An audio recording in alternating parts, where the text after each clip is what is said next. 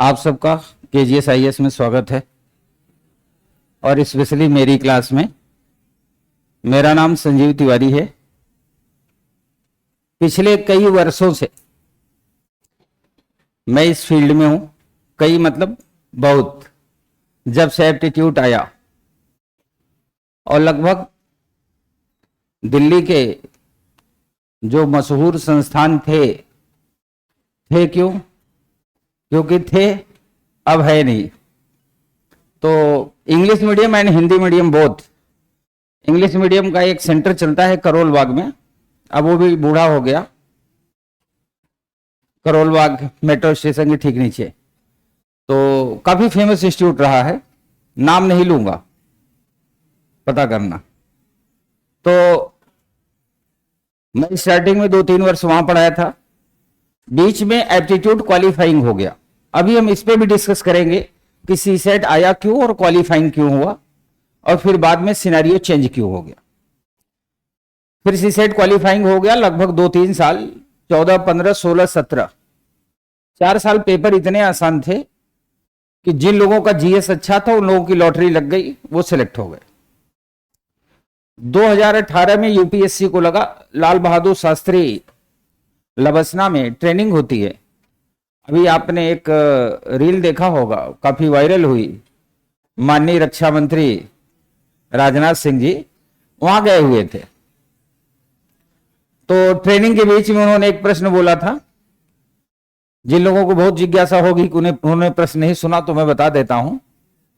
प्रश्न ये था कि एक आदमी के पास बहुत ढेर सारे पैसे हैं, वो आधा पैसा किसी और को दे देता है और फिर 1/3 पैसा किसी और को देता है, शेष पैसे एक व्यक्ति को देता है, और सी मतलब एक व्यक्ति थर्ड को, और एक थर्ड को 100 रुपए मिले तो कुल कितना पैसा रहा होगा। अब आप मेरी बात सुनो। ऐसे ही वहां भी लोगों ने जवाब दिया जैसे आप दे रहे। प्रश्न में कंट्राडिक्टरी है, विरोधाभास। ये आपने नहीं सोचा, यही है एप्टीट्यूड। एप्टीट्यूड यही है। आपने प्रश्न सुना, यानी जैसे होता है ना कि खेत बड़ा सा है, फावड़ा लिए जुट गए, कैलकुलेशन नहीं किया कि किधर से खेत को जोतना चाहिए कि अच्छे से जुताई भी हो जाए और हमें मेहनत भी ना लगे। तो ऐसे ही इस प्रश्न में भी हुआ। जितने कैंडिडेट वहां थे उन्होंने फटाफट रिस्पॉन्स किया। तो किसी ने 300 बताया, किसी ने 600। राजनाथ जी ने बताया 600, लेकिन उसका उत्तर 300 भी होगा। कैसे?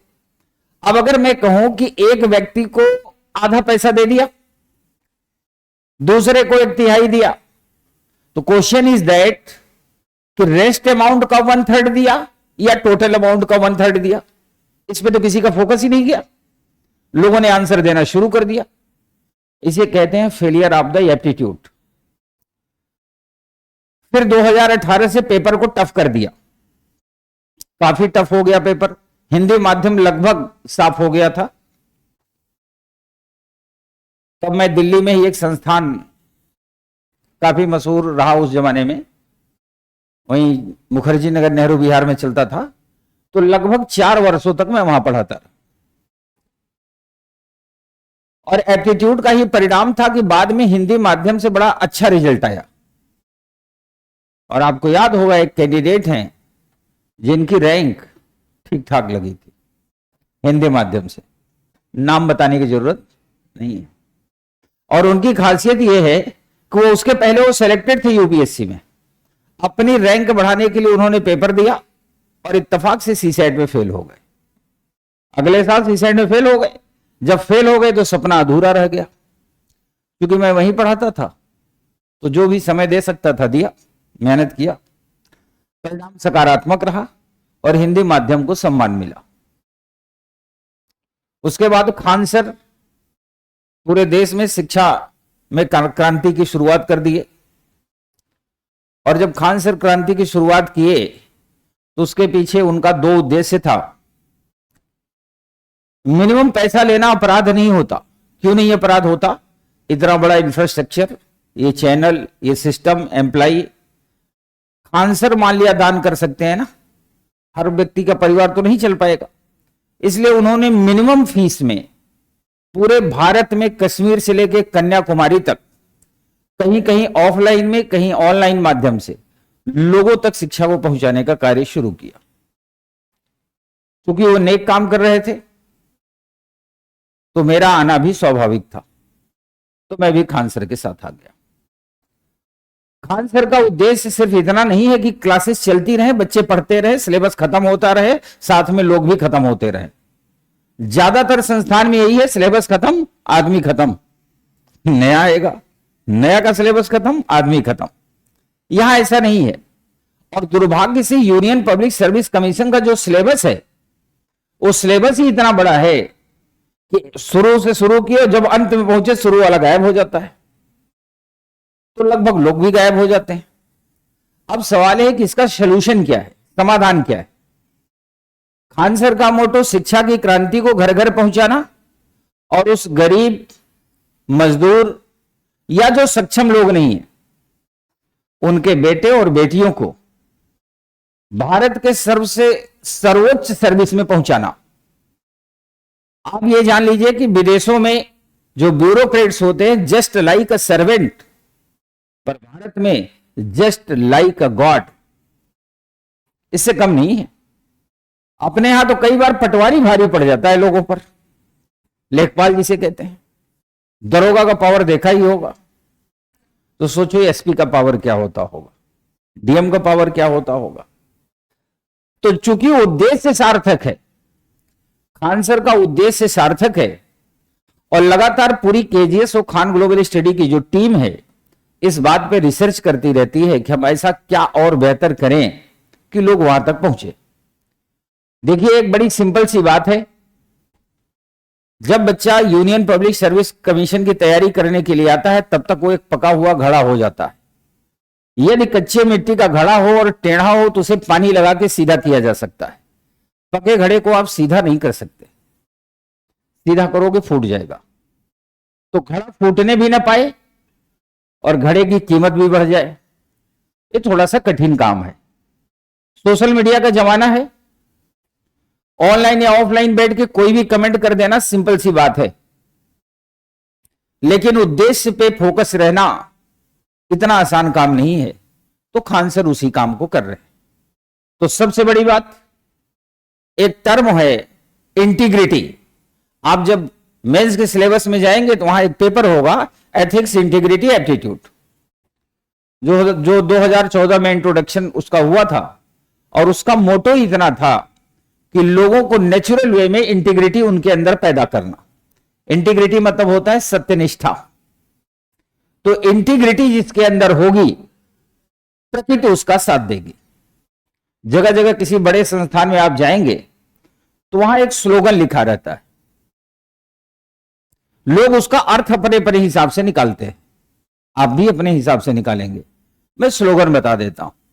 स्लोगन लिखा रहता है कि यदि आप किसी को शिद्दत से पाना चाहते हो तो सारी कायनात मिलाने में लग जाती। लोग जब इसको पढ़ते हैं तो समझ लेते हैं कि हमें लाइब्रेरी ज्वाइन कर लेनी चाहिए, ऊपर वाला कभी ना कभी मुलाकात करा देगा। ठीक है, जबकि हकीकत यह है कि इसका अर्थ अलग है। अर्थ इसका यह है कि यदि आपके अंदर इंटीग्रिटी है, यदि आपके अंदर सत्यनिष्ठा है, एक शब्द होता है हिंदी में कृतज्ञता। कृतज्ञता का मतलब होता है उपकार मानने वाला। तो आप सच मानिए, यकीन मानिए। तमाम संस्थान में मैं पढ़ाता था, ना तो वहां मेरे को पैसे की कमी थी और ना मुझे कोई दिक्कत थी। खान सर का जो उद्देश्य है वो इतना सार्थक है कि उद्देश्य की सार्थकता के लिए आज मैं केजीएसआईएस में हूं। और एक बात और, जब तक पढ़ाऊंगा केजीएसआईएस और खान ग्लोबल स्टडी में पढ़ाऊंगा।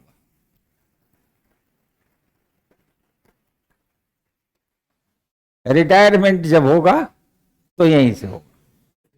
कारण क्या है कि देखिए, पैसे आप किसी भी उद्देश्य, किसी मार्फत से भी कमा सकते हैं, लेकिन लोगों को सफलता तक पहुंचाना अपने आप में जो सुकून देता है वो कहीं नहीं मिलता। Now come to the point. अब हम सीधा क्लास को शुरू करते हैं। ऑनलाइन वालों को नमस्कार। हैं मेरे सामने हैं। ऑनलाइन वालों को नमस्कार। आपके जितने ऑथेंटिक मैसेज होंगे वो मैं जरूर पढ़ूंगा और रिस्पॉन्स भी करूंगा। और अगर उसमें हाय हेलो करोगे तो नहीं जवाब दूंगा। काम की बात। ऑनलाइन वाले भी बड़े जानकार होते हैं। एक बार कोविड के बाद मेरी क्लास चल रही थी, एक लड़का बार बार मैसेज कर रहा था, मैं मैसेज पे ध्यान नहीं दे रहा था, पढ़ा रहा था। कई स्क्रीन लगी थी, एक साथ 10-10 स्क्रीन लगी थी, कितनों को जवाब देंगे। अंत में एक ने लिखा कि सर मैं आंदोलन करूंगा, आप मेरे एक कमेंट को देख नहीं रहे, प्लीज मेरी एक बार सुन लीजिए। तो मैंने उसका नाम लेके बोला कि ठीक है लिखो, क्या कहना चाहते हो। कहा सर रिक्वेस्ट है आप पूजा से बोल दीजिए मुझे अनब्लॉक कर दे। हमने कहा देखो, मतलब ऐसे ऐसे क्वेश्चंस होते हैं। तो ऑनलाइन वाले भी अपने आप में चमत्कारी होते हैं, बड़े जानकार होते हैं। तो आप लोग जो भी ऑथेंटिक मैसेज करेंगे मैं जरूर जवाब दूंगा। तो अब हम लोग चलते हैं पॉइंट की ओर। पॉइंट के मेरे शुरुआत वहां से होती है। पहला सवाल मैं दागूंगा और आपका जो इंट्रोडक्शन है वो नाम से नहीं, आपको सिर्फ हाथ उठाना होगा। आप में से कितने लोग ऐसे हैं जो बीएससी कर रहे हैं या कर चुके हैं? बीएससी वाले हाथ उठाए। ठीक है, ठीक है, बीएससी वालों नीचे कर। एमएससी भी है कोई? वाह, मतलब आज धुरंधरों से मुलाकात है। ठीक है, कुछ लोग ऐसे भी होंगे जो बीटेक किए होंगे। 2 लोग एक हाथ पकड़ के उठा रहे हैं। हाँ ठीक है, चेहरा भी दिखा दो यार। हाँ वेरी गुड, बीटेक वाला आ गया। अब आप में से कितने लोग ऐसे हैं जिन्होंने 12th तक मैथमेटिक्स पढ़ी है? देश बदल रहा है। ठीक है, समझ गया, देश रेली बदल रहा है, अभी चेक हो जाएगा। आप में से कितने लोग ऐसे हैं जो केवल 10th तक मैथ पढ़े हैं? कुछ लोग डबल डबल हाथ उठा रहे हैं। ठीक है, अब आखिरी सवाल, आप में से कितने लोग ऐसे हैं जो कभी मैथ पढ़े ही नहीं है? अरे थोड़ी सी शर्म करो, कक्षा 2-3 में तो पढ़ा होगा। देखो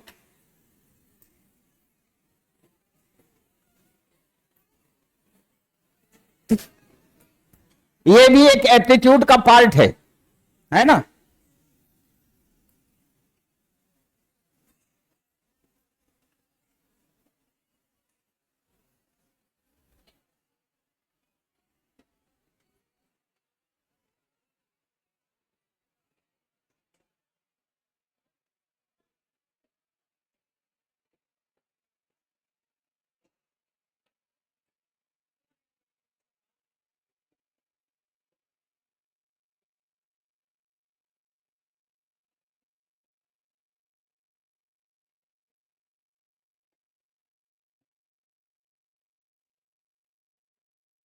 अब मैं आपको थोड़ा सा एप्टीट्यूड के बारे में समझाता हूं।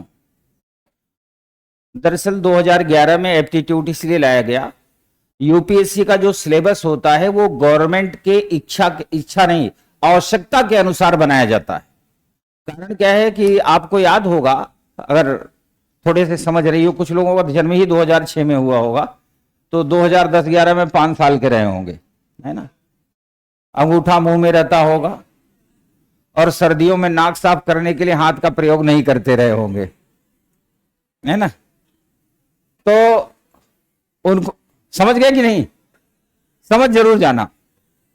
दरअसल पूरा एप्टीट्यूड ही समझ का है। अब मैं अभी आपको छोटी छोटी बातें सिखाता हूं। 2-3 बातें बड़ी इंपॉर्टेंट है। एक तो ध्यान। ध्यान का मतलब होता है कंसंट्रेशन। यूपीएससी के सिलेबस में यदि आप कंसंट्रेट होकर कोई कार्य नहीं करेंगे तो आप यकीन मानिए, एक तरफ से आप पढ़ेंगे, 1 महीने बाद जब आप सोचेंगे क्या पढ़ा तो सब गायब हो जाएगा। तो गवर्नमेंट की नीड थी, क्योंकि पूरी दुनिया जो है वो ग्लोबल विलेज बन गई, नेट का लगातार विस्तार होता रहा, अब ग्लोबल विलेज है। यानी अगर आप अपने आजमगढ़ के किसी गांव में आप मिट्टी के कुल्हड़ बनाते हैं और उसमें कुछ विशेष चीजें डालते हैं जिसमें पानी पीने से लोग स्वस्थ रहते हो, तो आप यकीन मानिए कुल्हड़ बनेगा आजमगढ़ में और बिकेगा न्यूयॉर्क में। कारण क्या है? दुनिया ग्लोबल विलेज हो गई, सूचना क्रांति आ गई। अब जब दुनिया ग्लोबल विलेज हो जाएगी तो चैलेंज भी ग्लोबल हो जाएंगे। पहले जो आईएएस आईपीएस होते थे वो 2 ऑप्शनल पढ़ के आते थे, एक ऑप्शनल प्रीलिम्स में होता था, बर रट के आना है, कांड करना है, आईएएस बन जाना है। अब क्या है, नए नए चैलेंज है। एक चैलेंज तो तब नहीं आया था 2011 में, लेकिन बाद में आया 2011 21 20 21 22 में। कोविड, आपको याद होगा, कोरोना के बारे में किसी ने सोचा नहीं था, आ गया, रैंडम लॉकडाउन हो गया, सारे लोग साइलेंट जोन पे चले गए, पूरे देश में अफरा तफरी अस्थिरता का माहौल सा बना हुआ था। उस टाइम में भी जो जिले का जिलाधिकारी था, उस टाइम में भी जो जिले का एसपी था, उस टाइम में भी जो चीफ सेक्रेटरी था, वो सारे एक्टिव थे। ये इस बात का सबूत है कि भविष्य में और भी चैलेंजेस आ सकते हैं। सवाल है कि अगर हम ट्रेडिशनल पढ़ करके आईएएस बन गए हैं तो हम आंसर भी ट्रेडिशनल ही देंगे। अब हमें देश को ऐसे ब्यूरोक्रेट्स की जरूरत है जो जिस बात को कभी ना सुने हो, जिस बात को कभी न जाने हो, एकाएक समस्या आ जाए तो उसका भी सोल्यूशन निकालने में कॉम्पिटेंट हो। यह बात गवर्नमेंट के विजन में उसी ड्यूरेशन में आ गई 2009-10 में। 2010 में गवर्नमेंट ने डिक्लेयर किया कि 11 से सिलेबस चेंज हो जाएगा, और सिलेबस चेंज हुआ। अभी हम सिलेबस पे भी डिस्कस करेंगे। सिलेबस चेंज करने के बाद तब 2 ऑप्शनल हुआ करते थे, 13 के बाद फिर ऑप्शनल हटा, 1 ऑप्शनल हो गया। एथिक्स, इंटीग्रिटी, एप्टीट्यूड आया, जीएस में 4 पेपर बना दिए गए। 2018 तक आते आते फिर यूनियन पब्लिक सर्विस कमीशन को एहसास हुआ कि सीसेट पेपर क्वालिफाइंग कर देने से तमाम कैंडिडेट ऐसे हैं जो न तो एप्टीट्यूड पे काम करते हैं, न हो उनका एप्टीट्यूड ठीक है, फिर भी उनका सिलेक्शन हो गया। गवर्नमेंट को फिर प्रॉब्लम आने लगी, तो 2019 से 2019 से पेपर को उन्होंने सुपर टॉप लेवल पे पहुंचा दिया। और प्रतिवर्ष पेपर की कंडीशन यही बनी हुई है। इस पेपर में वो तो फेल होते हैं जिन्हें कुछ नहीं आता, जिन्होंने मैथ नहीं पढ़ी। इस पेपर में सबसे ज्यादा जो फेल होने की पॉसिबिलिटी है वो बीटेक करने वालों की, एमएससी मैथमेटिक्स की और बीएससी मैथमेटिक्स की है। जो डेटा है, ये मैं नहीं बता रहा, डेटा बताता है, आप चेक कर लेना। अब सवाल है कि वो फेल क्यों होते हैं? उन्होंने मैथ पढ़ी है, सीखी नहीं है। उन्होंने कुछ फार्मूला बेस्ड चीजों को तैयार किया है, उन्होंने उसको अप्लाई करना नहीं सीखा। और यूपीएससी जो क्वेश्चन पूछता है वो पूछता है कि जिसे प्रॉपर मेथड पता हो वह भी सॉल्यूशन तक पहुंचे, और जो स्मार्ट हो मेंटली वो जरूर पहुंचे। इस बात का ख्याल रखा जाता है। और आज जब क्लास हो जा रही है, आप जाके घर पे चाहो तो 2021, 22, 23, 24, 25 का आप पेपर उठा के देख सकते हो, आपको खुद ही ज्ञान की प्राप्ति हो जाएगी। यूपीएससी लगातार जब सिलेबस को टफ किया तो ऐसा नहीं कि उन्होंने एप्टीट्यूड को ही टफ किया, टफ तो उन्होंने जीएस को भी किया। पर वही है कि जीएस दिखाई नहीं पड़ता, लोगों को लगता है वही बात है। भाई अंग्रेज भारत में आए थे, आंदोलन हुआ, 1947 में चले गए। उनको लगता है पहले भी यही पूछता था, अभी भी यही पूछता है। पहले कुछ और पूछता था, अब कुछ और पूछता है। पहले उसका नजरिया कुछ और था, अब नजरिया कुछ और है। पहले पूछता था प्लासी के युद्ध का प्रभाव क्या रहा, बक्सर के युद्ध का क्या परिणाम रहा और उसके क्या क्या प्रभाव मिले। अब ये नहीं पूछेगा, अब पूछेगा कि ब्रिटिश यहां बिजनेस करना चाहते थे और बिजनेस कर भी रहे थे। शुरू में वो लगातार किंग मेकर की भूमिका में थे। ऐसी कौन कौन सी घटनाएं घटी, ऐसी कौन कौन सी परिस्थितियां पैदा हुई कि उन्हें लगा कि अब किंग मेकर से किंग बनने की भूमिका शुरू करनी पड़ेगी। अब ये जो मैंने प्रश्न बोला है, यह है तो बड़ा बेसिक सा, पर अब इसमें कई युद्ध शामिल होंगे और कई परिस्थितियां शामिल होंगी। मीर कासिम से लेके, मीर जाफर से लेके, नवाब सिराजुद्दौला से लेके, टैक्सेशन से लेके सारी चीजें शामिल हो गई। यानी एक प्रश्न में यूपीएससी ने आपसे 10 टॉपिक के सवाल पूछ लिए और इसका उत्तर वही देगा, या यूं कहिए वही दे पाएगा जो स्मार्ट होगा, वही तो असेंबल करेगा। तो दरअसल पूरा union public service commission smartness पे आधारित। जो आप देखते हैं टीवी में तमाम लोगों को सिलेक्शन हो जाता है, यूट्यूब वगैरह पे इंटरव्यू देते हैं, अखबार में न्यूज में आता है बिना कोचिंग के पाई सफलता, देखते होंगे। बिना कोचिंग के पाई सफलता, यह बात डाइजेस्ट हो सकती है, बट विदाउट एप्टीट्यूड पाई सफलता, ये बात डाइजेस्ट हो ही नहीं सकती। दरअसल एप्टीट्यूड इज द की। अब एप्टीट्यूड की क्यों है, ये भी मैं आपको समझा दूं। हमारे दिमाग में दो हिस्से हैं, लेफ्ट और राइट। लेफ्ट वाला जो हमारा हिस्सा है वो आईक्यू से रिलेटेड है, इंटेलिजेंस क्वोशेंट से। जो राइट वाला हिस्सा है वो इमोशन से रिलेटेड है, इमोशनल क्वोशेंट से। दो तरह के होते हैं, intelligence quotient and emotional quotient. आपने नोटिस किया होगा जिनकी परवरिश मॉडर्न स्टाइल में हुई है, जिन्होंने किसी टॉप क्लास की स्कूलिंग की होगी बचपन से, उनसे आप बात करेंगे तो उनका इंटेलिजेंस क्वोशेंट ज्यादा होगा, ईक्यू थोड़ा सा कम होगा, इमोशनल क्वोशेंट। खुद ध्यान सुनना, अपने आसपास सराउंडिंग में नजर दौड़ाओगे आपको दिख जाएंगे लोग। जिसका ईक्यू कम होगा, आईक्यू ज्यादा होगा, वो फोकस्ड ज्यादा होगा। लेकिन ज्यादातर हमारे मतलब सराउंडिंग में जो एजुकेशन हुई है बहुत स्पीड में नहीं हुई, टेक्निकली नहीं हुई है, तो ऐसे लोगों का ईक्यू ज्यादा होता है और आईक्यू कम होता है। ईक्यू ज्यादा कैसे होता है मैं साबित कर देता हूं।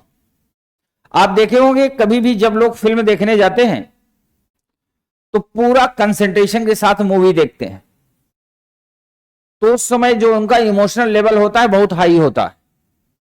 जो भी लोग फिल्म देखने जाते हैं उस फिल्म में या तो हीरो में या हीरोइन में या उसके माता पिता भाई बहन विलेन में या किसी गाने में किसी लोकेशन में अपने आप को सेट कर लेते हैं, और जो नहीं सेट कर पाते वो अपने आप को स्टोरी में सेट कर लेते हैं। और उस समय जब फिल्म चल रही होती है उनका इमोशनल लेवल हावी होता है पूरा उनके ऊपर, और जो थोड़ा बहुत आईक्यू है उसको स्कैन करता है, इमोशन इस लेवल का होता है। और कई बार आप देखेंगे हॉल में अगर कोई इमोशनल सीन चल रही है, मतलब हीरो मर गया, हीरोइन को गोली लग गई है, गोली लगते लगते उसने हीरो से कहा लव यू। अब हीरो रो रहा है कि जीते जी नहीं कहा, मरते मरते कह रही है। तो वहां हॉल में जितने लोग बैठे होंगे मैक्सिमम लोगों की आंखों में, आप में से लोगों के होते होंगे, आपको मैक्सिमम, आप स्वयं फील करिए, आंखें भर आती हैं। बहुत लोग तो आंखों का पानी जो है हाथ से साफ भी करते हैं। आप घरों में देखिए टीवी सीरियल चलते हैं, माताएं बहनें देखती रहती हैं, कभी ध्यान से देखना, कोई खतरनाक इमोशनल सीन आ गई और नहीं कुछ आया तो मान लिया टीवी सीरियल में किसी बेटी की विदाई हो रही है, लड़की विदा हो रही है, शहनाई बज रही है, घर में जितनी भी माताएं बहनें देख रही होंगी उनका इमोशन छलकेगा ही छलकेगा। That is EQ. जबकि उसी सीरियल में उसकी विदाई 12 बार हो चुकी है।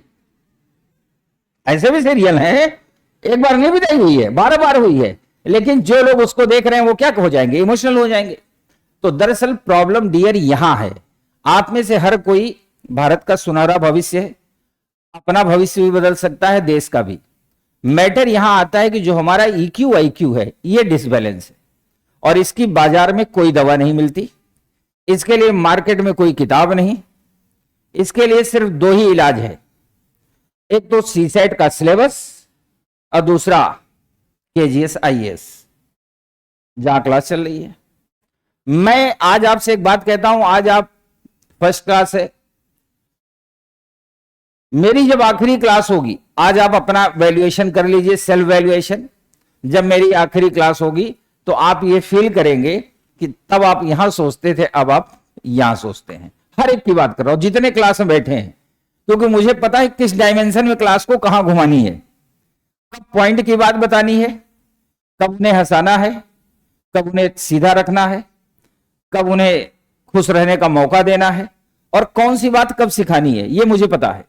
उसी हिसाब से, क्योंकि दिमाग खोल के तो नहीं बना सकते ना हम, आपकी इमोशन और इंटेलिजेंस दोनों को बैलेंस करके चलेंगे तो जाहिर सी बात है आप बेहतर निकल के आएंगे। और आईक्यू और ईक्यू के अलावा दो बातें और होती हैं, एक होती है एप्टीट्यूड, एप्टीट्यूड यानी अभिरुचि, एक होता है एटीट्यूड यानी अभिवृत्ति। दोनों में क्या डिफरेंस है? एटीट्यूड मतलब होता है नजरिया, किसी चीज को देखने का, सोचने का, समझने का। बहुत लोगों का नजरिया न्यूट्रल होता है या नेगेटिव होता है, बट कुछ का नजरिया एकदम पॉजिटिव होता है 100%। तो ये नजरिए की बात हुई, इस पे आप एथिक्स में पढ़ेंगे, आगे मेरी क्लास चलती रहेगी, थोड़ा बहुत मैं ब्रीफ करता रहूंगा, but today is the first class, तो हम मैक्सिमम आप तक चीजों को पहुंचा देना चाहते हैं, कल से थोड़ा सा स्थिर करेंगे। और एक है एप्टीट्यूड, अभिरुचि। एप्टीट्यूड के बारे में कहा जाता है, साइकोलॉजी कहती है कि ये नॉर्मली मतलब जनरली ये बाई बर्थ पाया जाता है, और ये सच भी है। बाई बर्थ, बाई बर्थ कैसे? जैसे आपने देखा होगा गेहूं के खेत में क्या पैदा होगा? गेहूं। धान के खेत में धान, सरसों के खेत में तो बाई बर्थ ही होता है ना। लेकिन कई जगह, क्या कह रहा है? कई जगह आपने ये देखा होगा, कुछ किताबों में कहा जाता है, कुछ साइंटिफिक अप्रोच है कि एप्टीट्यूड बदला जा सकता है 3 सिनेरियो में। पहला, जब वो बचपन में छोटा हो, उसकी उम्र 12 साल से कम हो, मान लो उसका एप्टीट्यूड बहुत अच्छा नहीं और उसे ऐसे एनवायरनमेंट में रख दिया गया जहां सबका एप्टीट्यूड बेहतर है, तो उसे कहते हैं लर्निंग प्रोसीजर। वो जो आईक्यू और ईक्यू है उसके अंदर धीरे धीरे धीरे धीरे एप्टीट्यूड समाहित कर देगा। तो पहली कंडीशन ये होती है। दूसरी कंडीशन होती है कि जब व्यक्ति की उम्र 18 साल से 15 साल के बीच हो, तो उसे कोई बड़ा झटका लगे, बड़ा झटका। तो जब झटका लगता है तो इमोशनल वाले हिस्से में झटका लगता है। जैसे लोग कहते हैं दिल टूट गया, दिल टूट जाता है तो आदमी ऊपर चला जाएगा। दिल नहीं टूटता, इमोशनल कोशंट वो टूटता है, वो बिखरता है। तो दरअसल क्या है कि जब बच्चा उस ड्यूरेशन में सीखेगा, कोई झटका लगेगा उसको, तो चोट दरअसल इमोशन पे लगती है। तो इमोशन वाला एरिया बैलेंस हो जाता है। जब बैलेंस हो जाएगा तो इधर वाला एरिया काम करना शुरू कर देगा। तो धीरे धीरे वो जिस क्षेत्र में जाना चाहेगा उस क्षेत्र में चमक जाएगा। और तीसरी कंडीशन, अब जब मोर देन 18 ईयर, 18 साल से ऊपर हो गए, तो तीसरी कंडीशन में जो हमारा एप्टीट्यूड चेंज होता है, वो चेंज होता है संगति से। हम कैसे लोगों के बीच रहते हैं, किनसे हम कम्युनिकेट करते हैं, कौन सा कार्य कर रहे हैं, इस पे बड़ा डिपेंड करता है। हिंदी में एक फेमस दोहा है, कदली सीप भुजंग मुख, एक स्वाति गुण तीन, जैसी संगति बैठिए तय सोई गुण दे। जो स्वाति नक्षत्र का पानी होता है ऊपर से गिरता है, केले के पेड़ में गिरेगा तो कपूर बनता है, कोबरा के मुंह में गिरेगा तो विष बनता है, और सीपी में गिरेगा तो मोती बनता है। पानी एक है, 3 अलग अलग लोगों के बीच रहा तो 3 अलग अलग क्वालिटी उसके अंदर आ गई। तो संगति का मतलब यह होता है, नहीं होता है कि हम टार्च लेके ढूंढना शुरू कर दे। संगति का मतलब किस एनवायरनमेंट में आप पढ़ रहे हैं। तो मुझे लगता है KGS is the best option for this, और क्लास तो चली रही है। तो एप्टीट्यूड, एटीट्यूड, आईक्यू और ईक्यू, यही 4 खंबे हैं जिसपे छत का निर्माण होगा, सफलता की छत का। और इस सफलता की छत पे निर्माण करने के लिए हम सारे प्रयास करेंगे। अभी आपकी टेस्टिंग भी करेंगे। पहले मैं आपको बताता हूं ध्यान, वास्तव में कंसंट्रेशन का लेवल क्या होना चाहिए, फिर मैं आपको एक क्वेश्चन दूंगा। और याद रहे, कोई डायरेक्ट आंसर नहीं देगा, ठीक है? मैं पूछूंगा तो आपका आंसर आना चाहिए। ध्यान क्या होता है? एक बड़ा अच्छा एक्सप्लेनेशन है कि एक मेडिकल कॉलेज में जो एमबीबीएस के डॉक्टर होते हैं, तो एमबीबीएस जो कर रहे होते हैं, ये मेडिकल कॉलेज में जाते हैं, एक प्रोफेसर इनको पढ़ा रहे थे, तो वहां टेबल पे वो एक दिन एक मरा हुआ कुत्ता मंगवाए।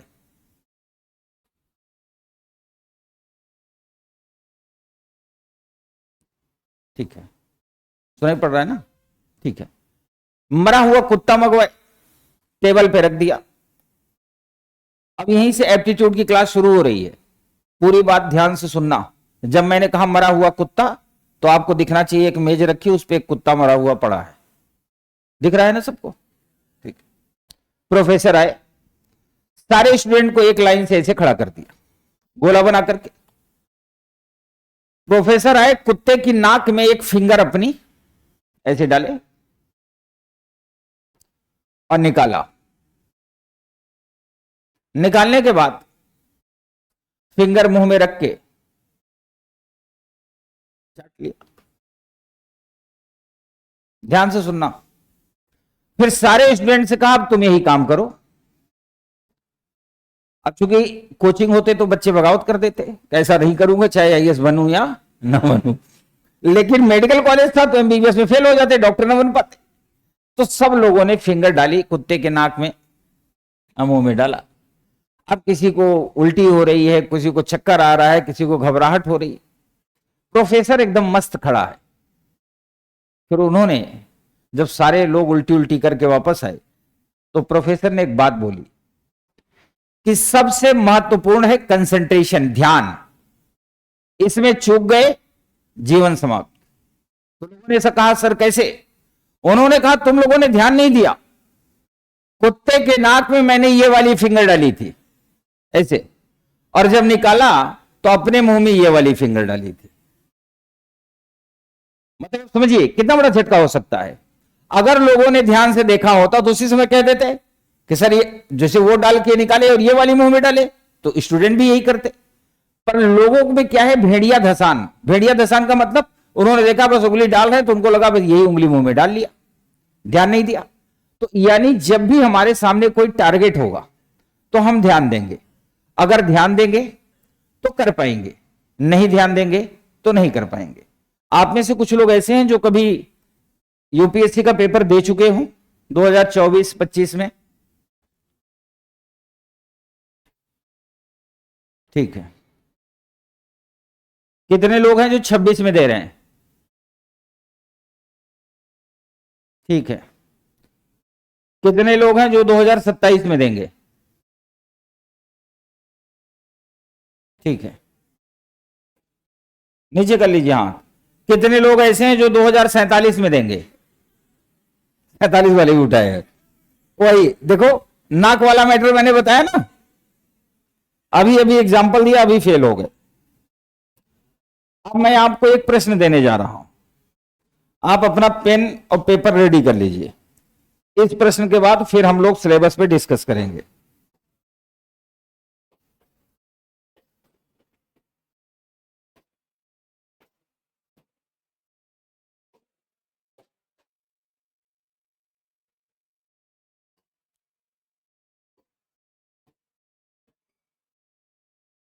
ठीक है बच्चे, ऑनलाइन वालों अब देखो मैं प्रश्न लिख रहा हूं, प्रश्न पे फोकस करो। 1.01 किलोमीटर लंबी सड़क के एक किनारे पर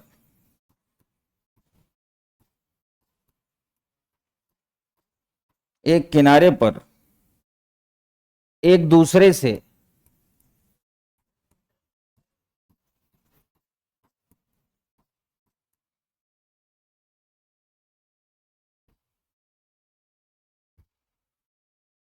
समान दूरी पर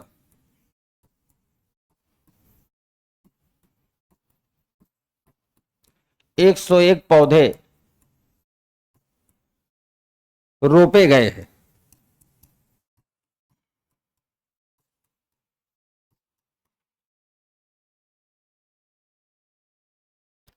5 क्रमागत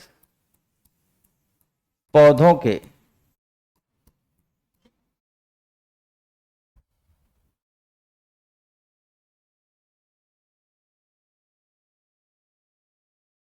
बीच कुल कितनी दूरी है? Option A 40 metre, option B 40.4 metre, option C 50 metre, option D 50.5 metre. आपके पास 5:38 हो गए। जिसका आंसर आ जाएगा वो हाथ उठा लेगा। ठीक है, ठीक है।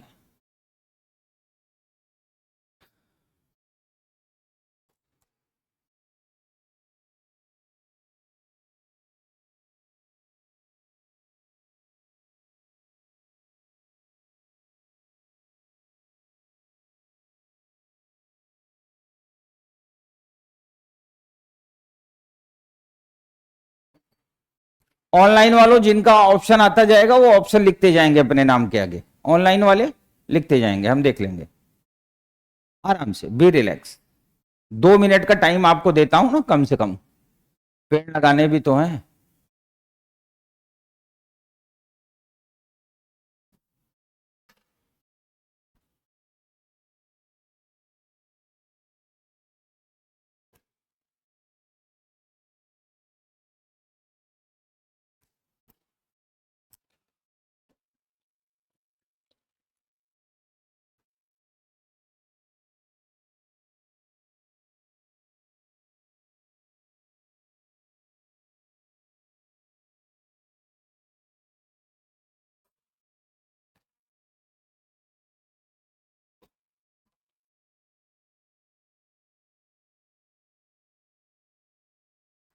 आप लोग ऑनलाइन वाले केवल ऑप्शन टाइप करें।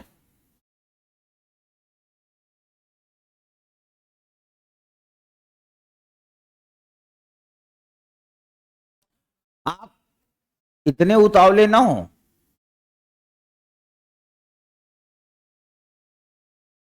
बस जैसे ही 5:40 होगा वैसे ही मैं हाथ उठवाऊंगा। पूरी क्लास को अपने अपने ऑप्शन में हाथ उठाने हैं, और एक ऑप्शन मैं कहो तो अलग से डाल दूं, ऑप्शन ई, इनमें से कोई नहीं।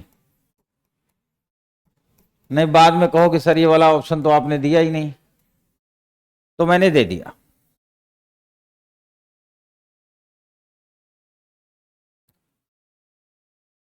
दो मिनट हो गए।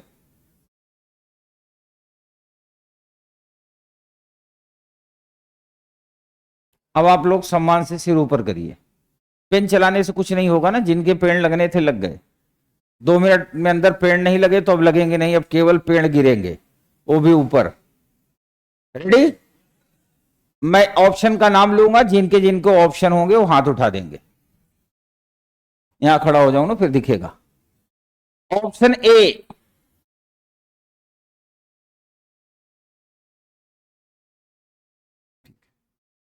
पीछे नहीं घूमना, अपना उठा दिया, उठा, पीछे से क्या लेना देना कि दीदी लोग उठाएं कि नहीं। दीदी लोग साथ में रहते हैं, हाथ नहीं उठाते।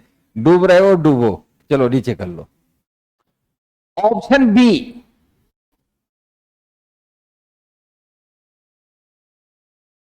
बेइज्जती ना करवा देना, चेहरा दिखा देना पहले, हाँ बस देख लिया, ठीक है। ऑप्शन सी,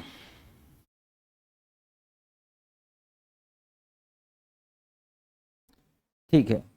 याद रखना, जो किसी ऑप्शन में हाथ ना उठाए और आपके बगल में बैठा है तो आप समझ लो 3 दिन से नहाया नहीं है। मतलब ये पहचान है कि सामने वाला नहाया है कि नहीं। अगर हाथ नहीं उठा रहा तो समझ लो 3 दिन से नहाया नहीं है। अब आप समझ गए होंगे हाथ क्यों नहीं उठा रहा होगा, है ना।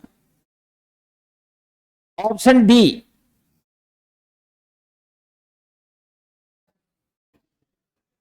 ये नहीं ना, ये कर ही नहीं, ठीक है। ऑप्शन ई,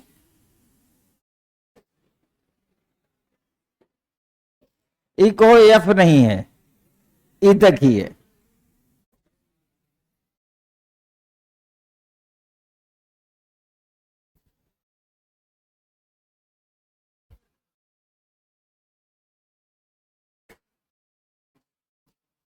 ठीक है, अब आप ध्यान से देखिए, ये प्रश्न जो आपके सामने है इसकी औकात सिर्फ क्लास 5th स्टैंडर्ड है। कौन सी क्लास? 5th, इससे ऊपर का नहीं है। और इत्तेफाक से ये सी सेट का क्वेश्चन है, यूपीएससी में आ चुका है। और जिस तरह आप लोगों ने अलग अलग ऑप्शन में हाथ उठाए, ऐसे ही लोग अलग अलग ऑप्शन में आंसर करके भी आए थे। नाउ डू वी, कई बार क्या होता, ऑप्शन ही ना देता। क्योंकि ऑनलाइन क्लास भी मेरे सामने है और आप लोग भी बहुत ज्यादा तादाद की संख्या में हो, पीछे वालों की आवाज हम तक आ नहीं पाएगी, इसलिए मैंने हाथ उठवाया। अदरवाइज मैं पूछ लेता, हाँ भाई बताइए, ऑप्शन देता ही नहीं, आंसर पूछता।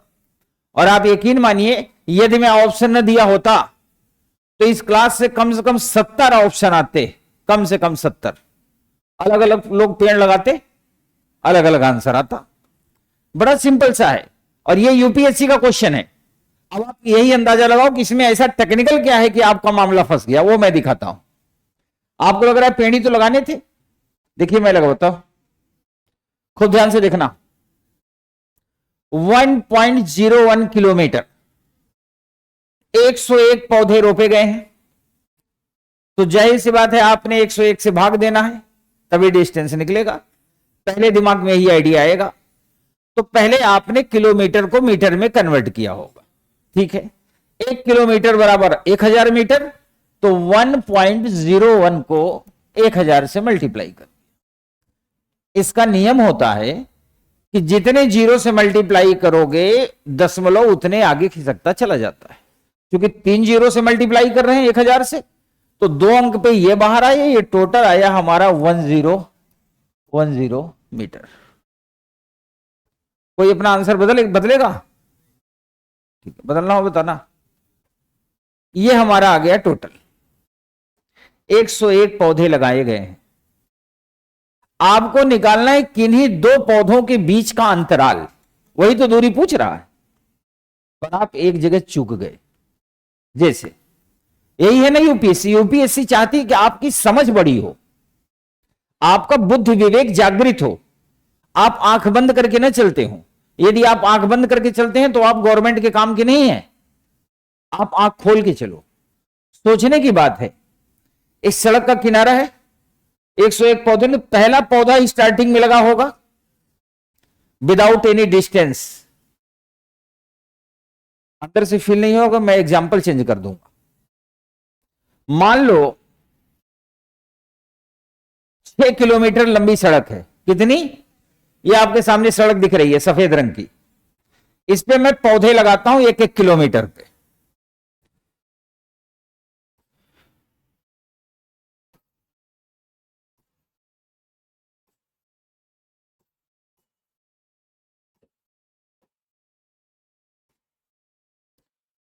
कितने पौधे लग गए?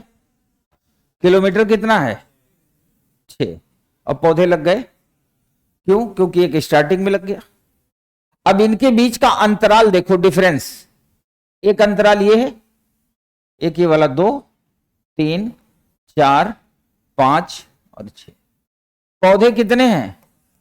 अंतराल कितना है? ऐसा क्यों हो रहा है? क्योंकि एक पौधा स्टार्टिंग में लगा हुआ। आपको पौधों के बीच का अंतराल ही तो निकालना है। इसलिए 1010 मीटर ये टोटल दूरी है। 101 पौधे लगाए गए हैं, तो उनके बीच का अंतराल कितना होगा? 100। अंदर से आ नहीं रहा ना, कोई बात नहीं, आज पहला दिन है ना, नहीं आएगा। ये पहले दिन मैं आपको आईना दिखा रहा हूं। आईना, आईना समझते हो? मिरर। दरअसल क्या होता है कि जब हम अपने घर पे होते हैं तो मम्मी कहते हैं कितना मेरा सुंदर है लाल, मेरी बिटिया कितनी सुंदर है, एकदम परी लगती है। एक भी मम्मी बताओ आज तक आप लोगों में किसी की भी माता जी ने कहा हो कि तू किसी काम का नहीं है? नहीं बेटा, शकल से, शकल से, शकल पे भी बोला। एक हाथ उठाया था पीछे, चेहरे पे नहीं बोला होगा। अपने बच्चे को माता जी ने सुंदर नहीं है ये कहा ही नहीं होगा। एक मां होती है जो आपको सुंदर कहेगी ही कहेगी, और उनको कहना भी चाहिए, इस पे तो कोई क्वेश्चन मार्क है नहीं। फिर जब आप बड़े हो गए, मान लिया आपने कोई लाइब्रेरी ज्वाइन कर रखी है, तो कोई वहां भी कह सकता है कि आप बहुत सुंदर हो, कह सकता है, कहेगा ही। संसार इसी से चल रहा है, ज्यादातर इसी से चल रहा है। लोग सुंदर कहेंगे, लेकिन आप मेरा यकीन माने, आप भी जब आईना देखते होंगे ना, मिरर, क्लास आने से पहले, तो पूरे स्टाइल से देखते होंगे, ऐसे करके, बाल सेट करके, ड्रेस चेंज करके। और एक बार भी आपको यह फील नहीं होता होगा कि हम सुंदर नहीं, क्योंकि आप अपने नजरिए से देख रहे हैं ना। जो मैं आईना आपको दिखा रहा हूं ये यूपीएससी के नजरिए से दिखा रहा हूं। दरअसल क्या होता है कि मैं जानता हूं ये टफ है, मैं जानता हूं कि लोगों को डाइजेस्ट नहीं हो रहा होगा, लेकिन पहले दिन आपको यह बताना जरूरी है कि what is the UPSC. Syllabus तो हम जितना भी पढ़ेंगे मेरे बारे में आप पता कर लेना, मेरी क्लास में कुछ रटना पड़ता ही नहीं है, कोई फार्मूला नहीं, और जो फार्मूले थोड़े बहुत होते हैं वो मैं दिमाग में इतना बैठा दूंगा कि 7 जन्म निकलेगा ही नहीं दिमाग से। यानी मेरी क्लास में आपको बैठ के सुनना है और सारी चीजें आपको याद रहेंगी परमानेंट। लेकिन उससे भी ज्यादा इंपॉर्टेंट यह है कि हम आपको यह बता दें कि what is the CSAT, UPSC आपको किस दुनिया में लेके जाएगा। इसके बाद भी प्रश्न बोलूंगा, फिर आप देखना फिर गड़बड़ होगा। यह टोटल दूरी है 1010 मीटर, और इतनी दूरी में 101 पौधे लगाए गए हैं। तो पहला पौधा तो एकदम स्टार्टिंग में लगा होगा ना, और एक आखिरी में लगा होगा, तो बीच के अंतराल होंगे 100। तो किन्हीं दो पौधों के बीच का जो अंतराल होगा वो होगा 10.1 मीटर। पहले तो ये आ गया। अब उसने पूछा है 5 क्रमागत पौधों के बीच की कुल दूरी क्या होगी।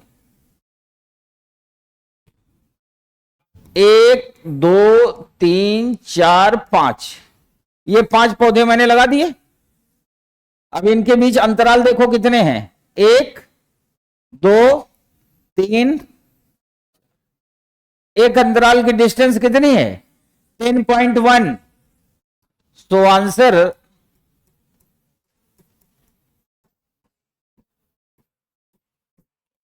40.4 मीटर।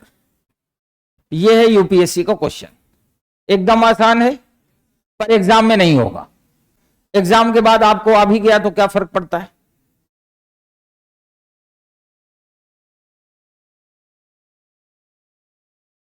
यार दुखी ना रहो, मेरी क्लास में चेहरे लटका के कभी ना बैठना।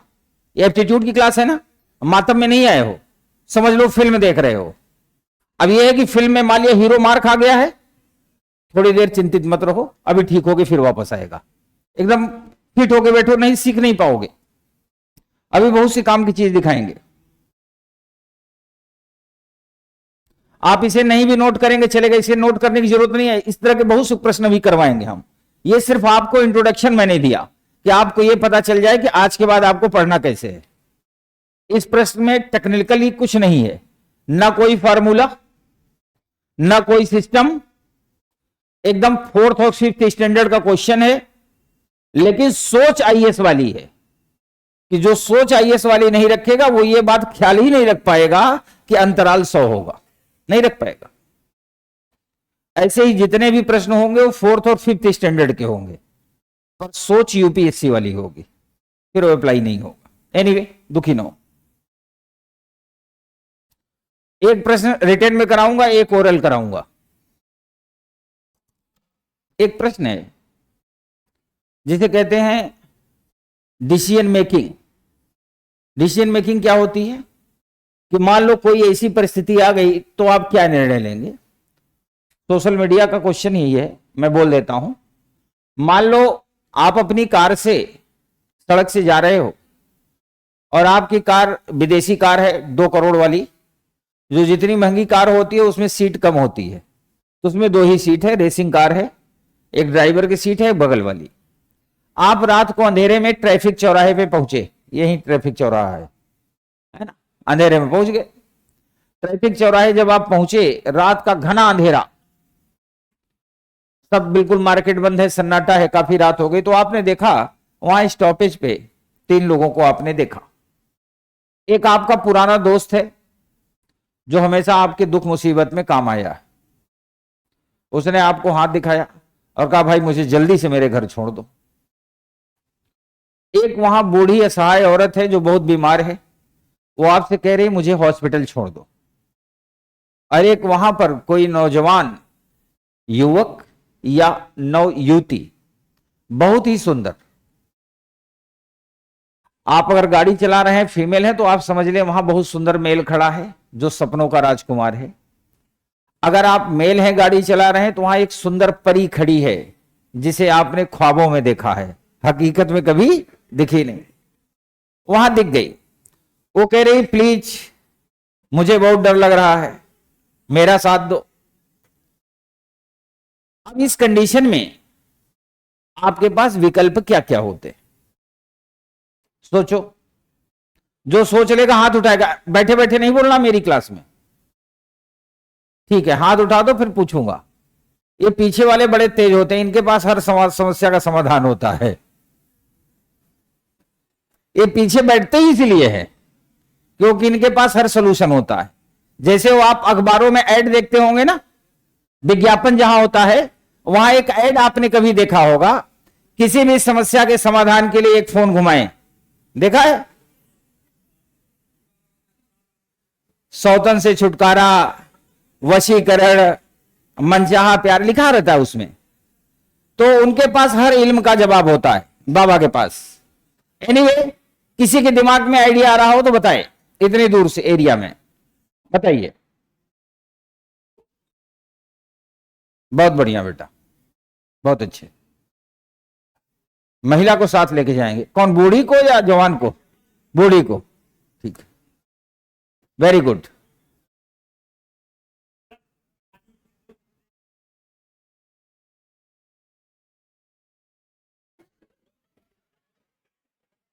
हाँ बैठ जाओ बेटा, हाँ बेटा बताओ, तुम बताओ आगे।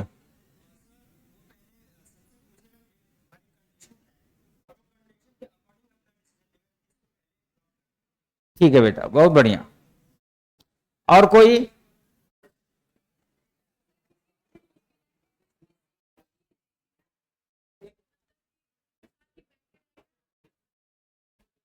मतलब उन तीनों के साथ आप भी वहीं बैठ जाएंगे? हाँ,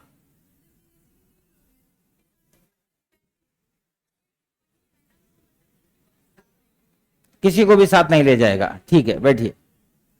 शोर मत करिए, शोर मत करिए। इधर से कौन बोला? क्या कह रही है?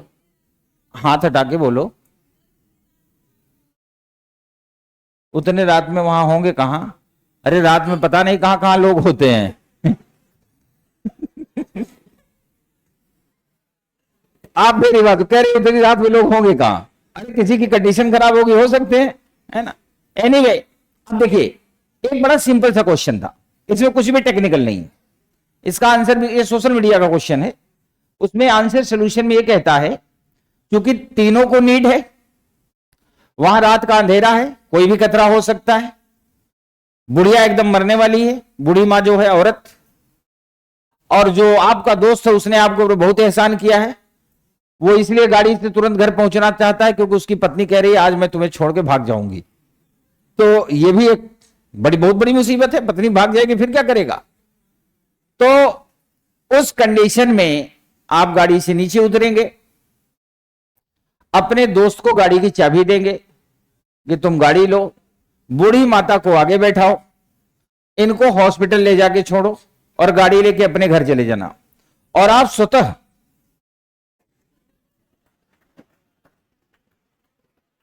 क्योंकि जिंदगी से मुलाकात हो गई है, तो अब जी के क्या करना, वहीं रुक जाएंगे।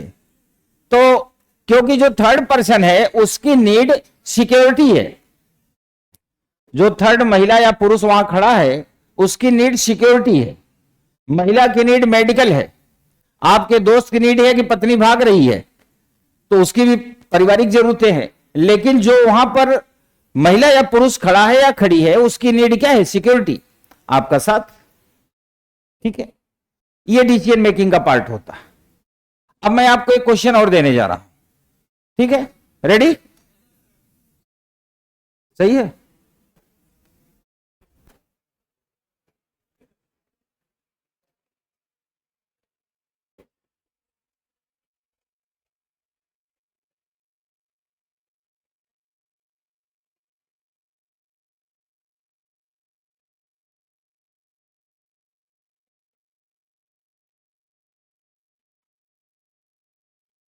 भाई साहब एक रिक्वेस्ट करूं मैं, आप लोग, this is the very true and serious class.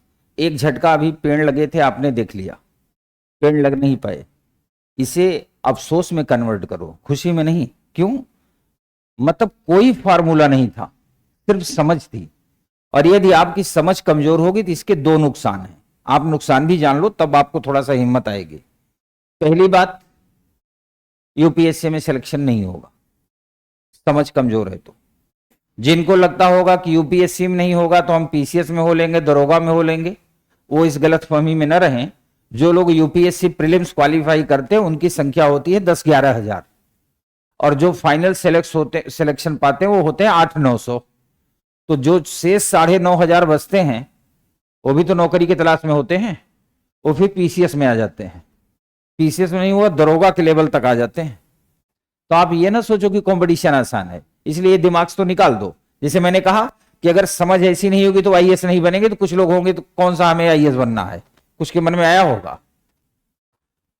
IAS बनने की इसलिए तैयारी करो कि वहां से स्लिप भी हुए और वो क्वालिटी है तो कहीं एडजस्ट हो गए।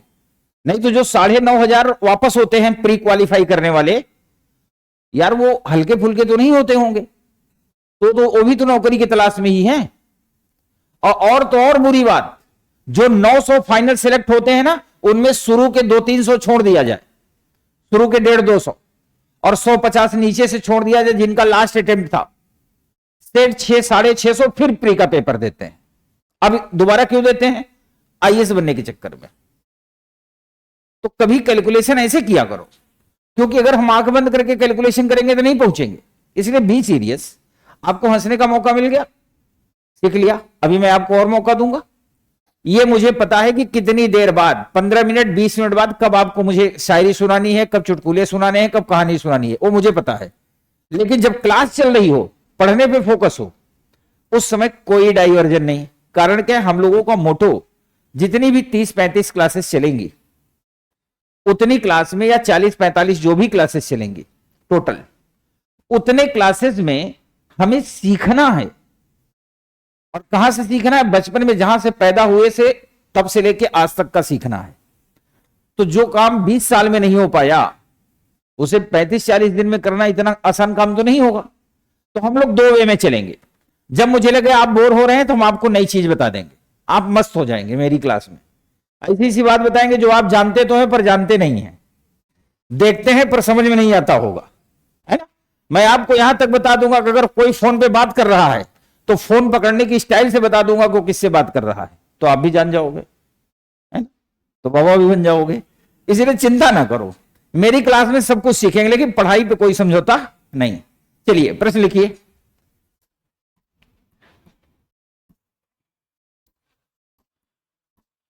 एक कार्यक्रम में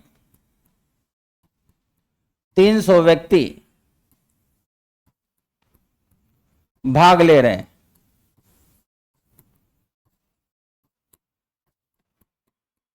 जिसमें से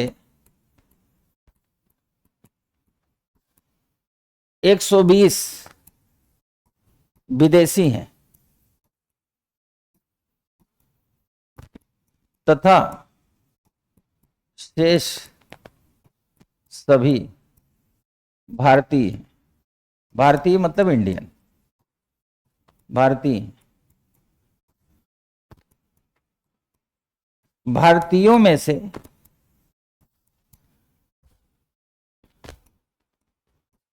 110 पुरुष हैं जो न्यायाधीश नहीं है।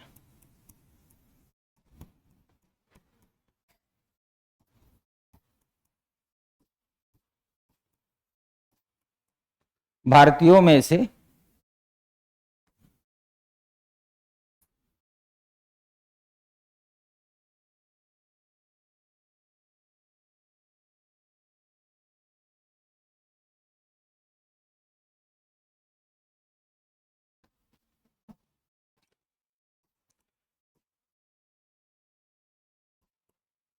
160 पुरुष अथवा न्यायाधीश हैं।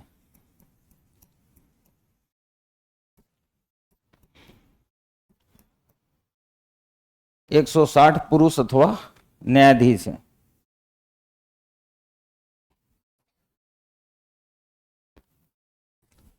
35 महिला न्यायाधीश हैं।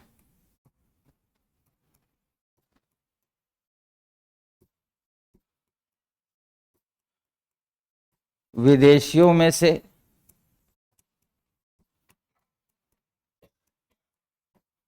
कोई न्यायाधीश नहीं है,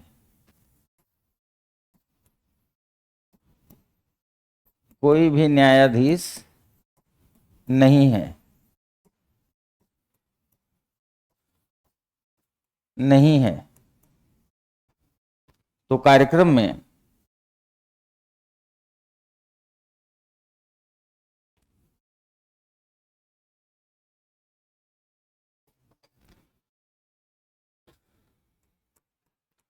तो कार्यक्रम में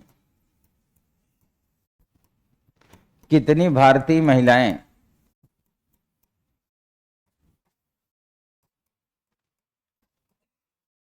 कितनी भारतीय महिलाएं सम्मिलित हैं?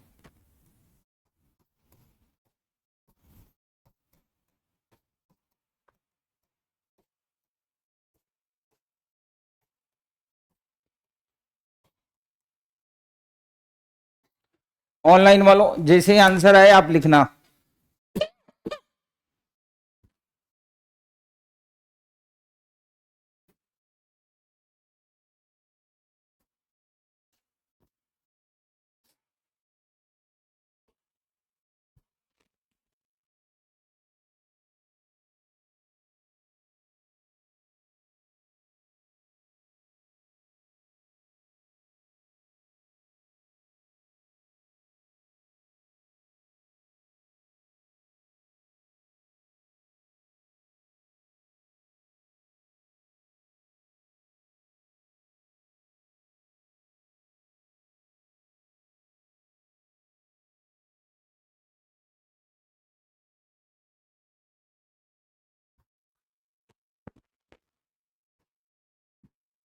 हाँ बताओ।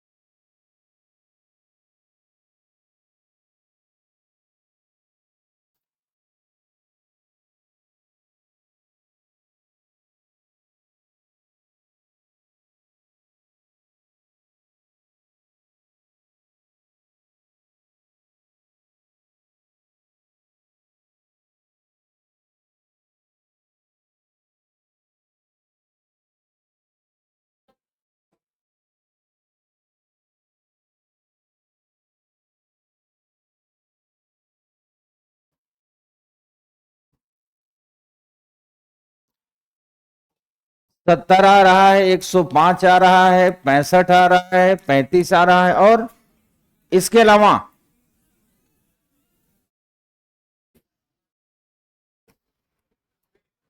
90 और 30, 20, 96 कितना 35 तो लिखा है गुरुजी, जो लिखा है इसको छोड़ करके ज्ञात नहीं किया जा सकता। हाँ, और कौन हाथ उठाया था? 20 लिख दिया। 80 किसका है? और कोई? 10 या 55? नहीं, 2 पंजे हैं तो ये 55 भी हो सकता है, 50 50 10। इतनी बेइज्जती ने कराओ यार, 35 तो महिला न्यायाधीश ही है। अब अगर 10 आंसर आ रहा है तो तुम एक काम करो, चलो सिविल लाइन से बस का टिकट कटाते हैं, हम दोनों लोग चलते हैं उत्तराखंड हिमाचल। पढ़ने पढ़ाने से क्या फायदा है ना। 35 से नीचे अगर आ रहा है ना तो ये अफसोस की बात है। एक होता है ना आपदा, डिजास्टर, तो अगर 35 से नीचे आ रहा है फिर तो बड़ी खतरनाक स्थिति है। इधर वालों 35 55 किसका है?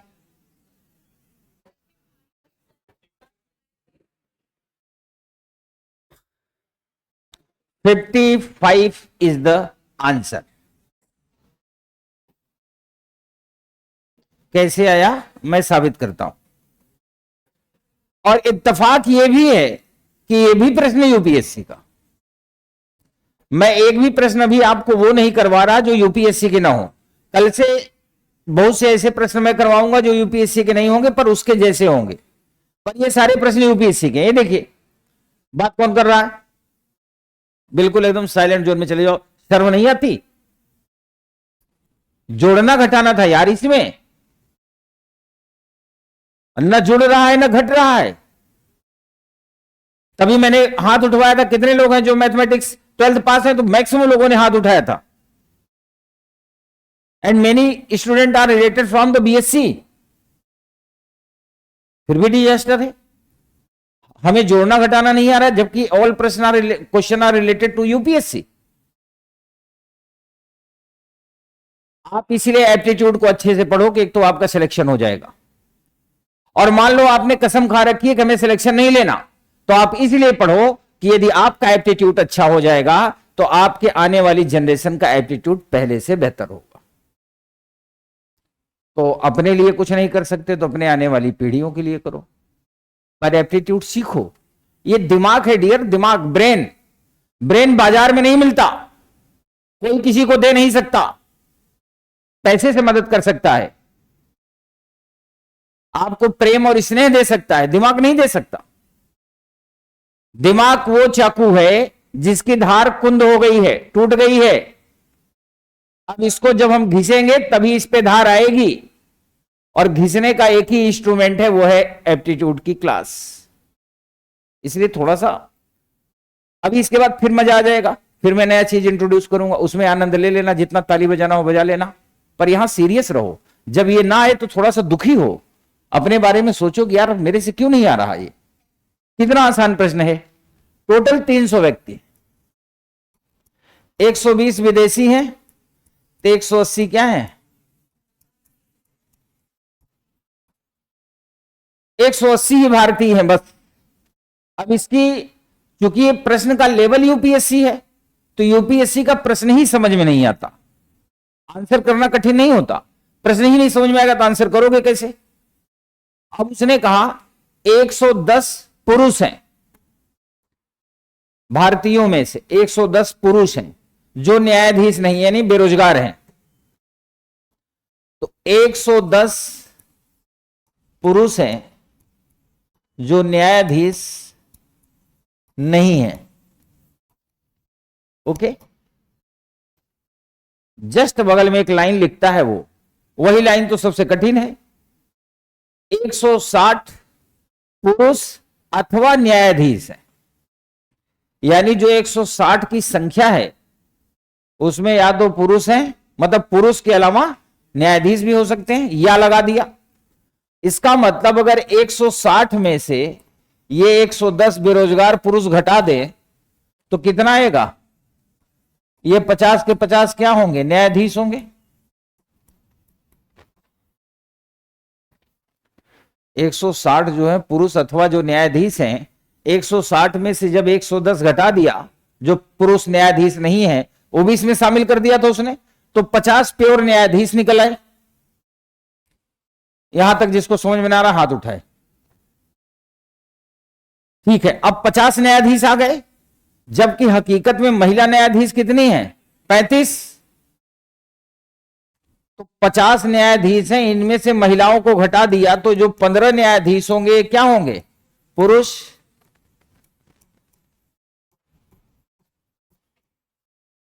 यही होगा ना? 50 न्यायाधीश हैं, 35 महिला न्यायाधीश हैं, घटा दिया तो 15 जो बचेंगे वो क्या होंगे? पुरुष न्यायाधीश। अब भारतीय लोगों में 110 पुरुष हैं जो न्यायाधीश नहीं हैं, 15 पुरुष हैं जो न्यायाधीश हैं, 35 महिला हैं जो न्यायाधीश हैं। इनको जोड़ दिया, कितना हो गया? 160। जबकि कुल भारतीय कितने हैं? 180। अब अगर आप ध्यान से देखो तो पुरुषों का तो दोनों हिस्सा मिल गया, वो पुरुष जो न्यायाधीश नहीं है वो भी मिल गए, वे पुरुष जो न्यायाधीश हैं वो भी मिल गए। महिला का केवल न्यायाधीश मिला है। तो अगर 180 में से 160 घटाएंगे तो जो 20 आएंगे वो महिला होंगी, वे महिलाएं होंगी जो न्यायाधीश नहीं हैं, पर महिलाएं तो हैं।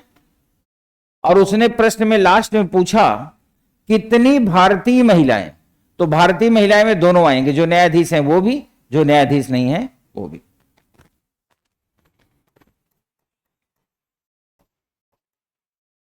$55 इज द आंसर।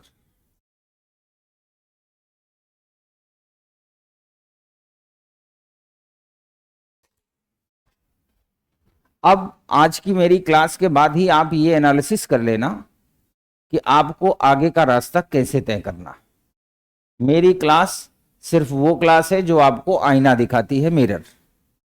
इसके बाद वही जिसे आगे बढ़ने का शौक होगा वो बढ़ेगा। एक फिल्म है परदेश, उसमें एक गाना है, लाइन, जीने का है शौक तो मरने को हो जा तैयार। तो सवाल है कि जिसको जीने का शौक होगा वो मरने को क्यों तैयार होगा? क्योंकि दोनों तो कंट्राडिक्टरी हैं। जीने का शौक होने का मतलब हुआ कि दुनिया की वो तमाम खुशियां आपके कदमों में हो, जितनी भी भौतिकता आपको दिख रही है सब आपकी मुट्ठी में हो। और ये तभी संभव है जब आप, जिसे कहते हैं जीवन तक दांव पे लगा के आप तपस्या करेंगे, तभी संभव है। तो जाहिर सी बात है, बड़ी फेमस लाइन है, खान सर भी बोलते हैं, गरीब पैदा होना तो अपराध नहीं है, पर गरीब मरना अपराध है। तो जाहिर सी बात है, अगर हमारे पास अपॉर्चुनिटी है तो हम प्रयास करें। लेकिन आज अपनी एनालिसिस कर लेना है आप सबको, क्योंकि ऐसे ऐसे ही झटके आएंगे। और अगर आपको और जोर का झटका धीरे से लेना हो तो एक प्रश्न और करवा दो। नहीं, पहले थोड़ा सा मुस्कुराने का मौका दे दो।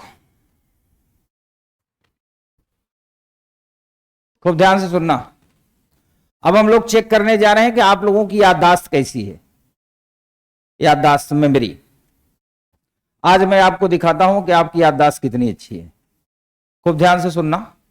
एक प्रश्न मैं बोलूंगा मुंह जबानी, फिर उसके 4 विकल्प भी मैं मुंह जबानी बोलूंगा, लिखने नहीं दूंगा और ना मैं बोर्ड पे लिखूंगा।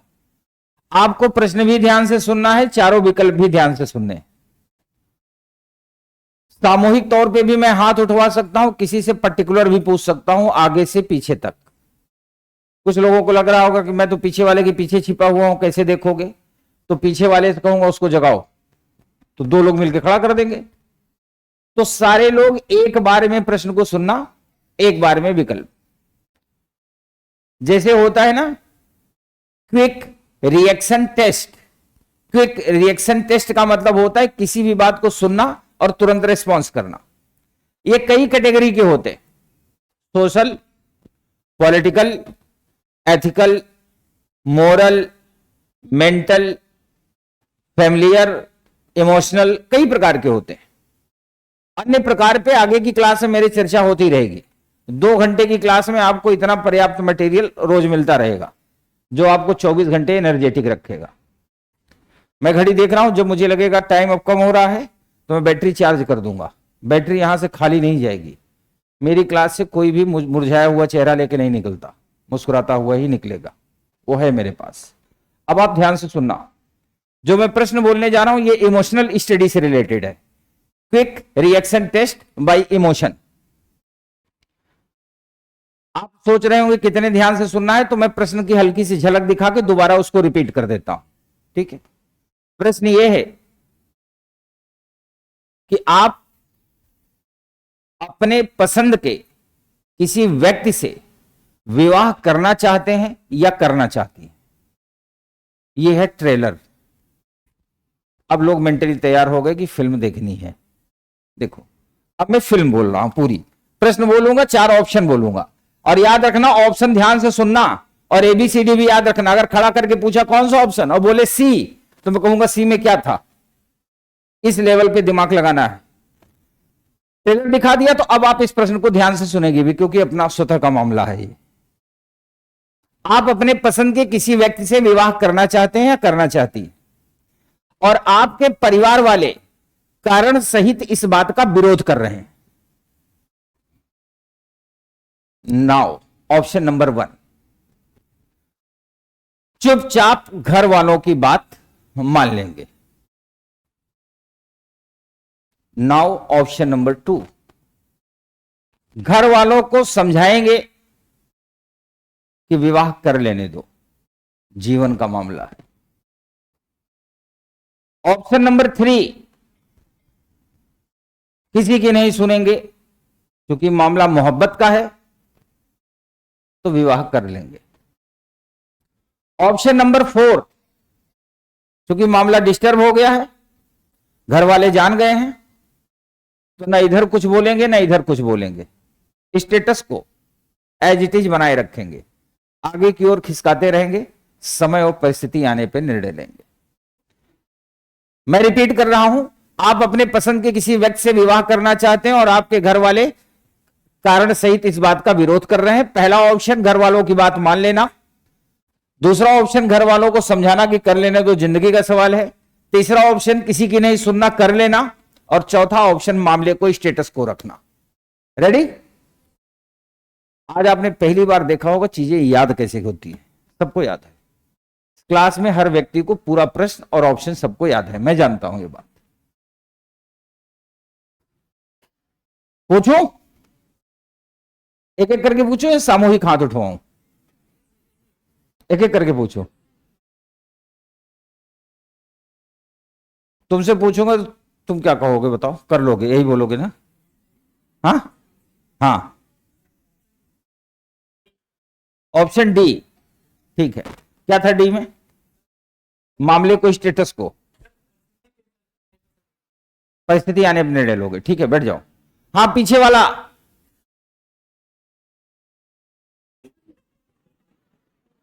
कसम से जब तुम खड़े हुए ना, तुमको देख के यही लगा हमें कि तुम ऑप्शन सी ही लोगे। पीछे बैठे हो ना, पीछे वाले कोई भी ऑप्शन ले सकते हैं, उनकी खासियत जान लो। वैसे मैं बता दूं, जो पीछे लोग बैठते हैं इनके प्रति मेरा बड़ा स्नेह होता है। मैं जानता हूं ये जमीन धरती फाड़ के पैदा हुए हैं और ये पीछे इसलिए बैठते हैं कि इनको संसार से कोई लेना देना। पीछे जनरली सिंगल लोग बैठते हैं, जिनके ना आगे पीछे, ना कोई ऊपर नीचे रोने वाला, ना कोई रोने वाली। आगे वाले जो एंगल पे बैठते हैं ना, ये सब थोड़े से, खैर बुरा न मानना, ये जो बात मैं बोल रहा हूं ये सामान्यतः है। एक शब्द होगा जब आगे हम लोग लॉजिक पढ़ेंगे, सामान्यतः।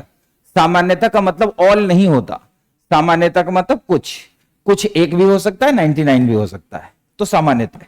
रेडी? चलो बताओ बच्चा, तुम क्या ऑप्शन लोगे? नहीं नहीं, वो बच्चा, हाँ ऑप्शन डी। ठीक है, बैठ जाइए। एक दो लोगों से मैं पूछ ही लूं, है ना? जो घबराया हुआ दिखेगा उसी से पूछूंगा, इसलिए बी रिलैक्स। धीरे धीरे ये भी सीख जाओगे। जैसे मेरी क्लास में थोड़ा सा सर झुकाए या घबराए, सिर उठाए रखोगे तो एक बार नहीं पूछूंगा, सिर झुकाएगी, पूछा। आप बताइए। Option B. ऑप्शन बी में क्या था बेटा? घर वालों को। ठीक है, बैठ जाइए। आप बताओ। वो किवाड़ के पास, वो फाटक के पास जो बच्चा है, हाँ तुम ही हो, खड़े हो जाओ। तुम दोनों अपने अपने ऑप्शन बता दो, खड़े हो जाओ। पहले आप बताओ। बी, बैठ जाओ। आप बताओ। Option D. पीछे से कोई अगर कूद फांद कर रहा हो तो खड़ा होकर अपना ऑप्शन बता दे। चलिए मैं हाथ उठवाता हूं। Option A. नहीं, अगर घर वालों की बात मान लो, इसमें गलत क्या है? हाथ उठाए के हंस भी रही है, ठीक है। घर वालों की बात मानना कोई अपराध है? घर वाले ही बेचारे तो प्यार करने लायक बनाए, बचपन से पाले पोसे ना होते तो प्यार कहां से करते? Option B.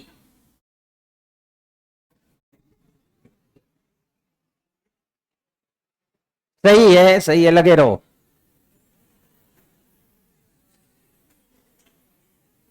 अब जो तीसरा ऑप्शन है वो हिम्मत वाला ऑप्शन है, ऑप्शन सी।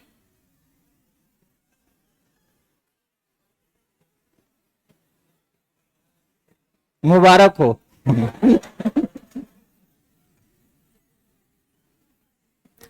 भाई देख लिया, हाथ नीचे कर लो। Now the last option, option D. ठीक है, हाथ नीचे कर लीजिए। अब मैं आपको बताऊं इसका ऑथेंटिक आंसर क्या होगा। इसका ऑथेंटिक आंसर पे हम लोग कल डिस्कस करेंगे। यही तो, बाहुबली फिल्म देखी थी? पार्ट 1 में कटप्पा ने बाहुबली को मार दिया, फिर लोगों ने 2 साल बाहुबली को और कटप्पा का मामला सुलझाते रहे। लास्ट में पार्ट 2 आई। मेरी क्लास ऐसे ही होती है। अब ये बोल दिया, इसका सोल्यूशन कल मिलेगा और आपको बाकायदे प्रूफ करके बताऊंगा, सिद्ध करके कि वास्तव में करना क्या चाहिए। मतलब जो एक सिस्टमैटिक मेथड है, कभी भी अगर emotional crisis, social crisis, political crisis, crisis वाली सिचुएशन आती है तो उसको हम हैंडल कैसे करना चाहिए, ये मैं आपको बताऊंगा। और आप यकीन मानिए, जो मेथड बताऊंगा वही बेस्ट मेथड है पूरे लाइफ में किसी भी समस्या का समाधान करने का, वही तरीका है। आप एकदम निश्चिंत रहो, आई विल डिस्कस। अब हम आपको फिर ले चलते हैं प्रश्न की दुनिया में। एक बार मुस्कुराओ, एक बार रो। लिखो। एक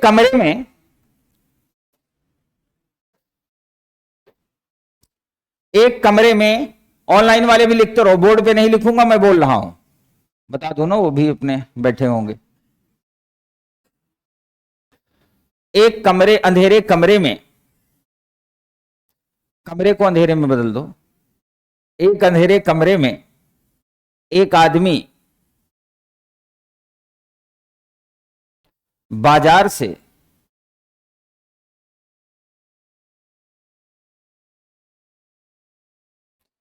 छह मोमबत्तियां लाकर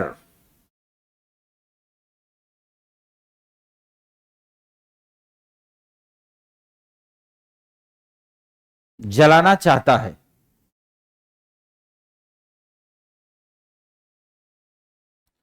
छह मोमबत्तियां लाकर जलाना चाहता है।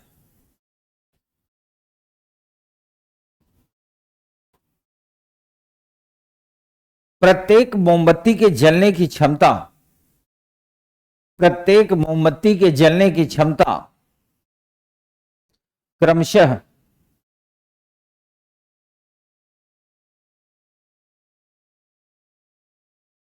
2 मिनट, 3 मिनट,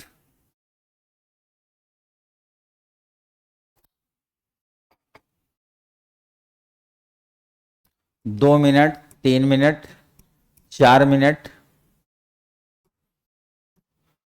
5 मिनट। एक काम करो बेटा, जहां से 2 लिखना शुरू किए हो ना, वहां स्टार्टिंग में 1 भी लिख लो। 1 minute, 2 minute, 3 minute, 4 minute, 5 minute और 6 मिनट है। प्रत्येक मोमबत्तियों की जलने की क्षमता क्रमशः 1 minute, 2 minute, 3 minute, 4 minute, 5 minute और 6 मिनट। यदि वह कमरे में एक साथ सभी मोमबत्तियों को जलाता है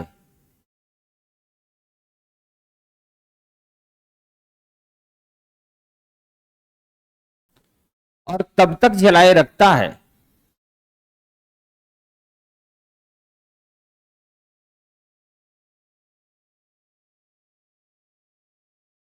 तब तक जलाए रखता है जब तक 5 मोमबत्तियां बुझ नहीं जाती।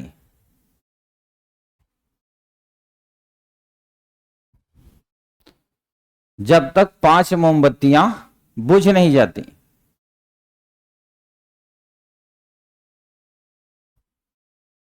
यदि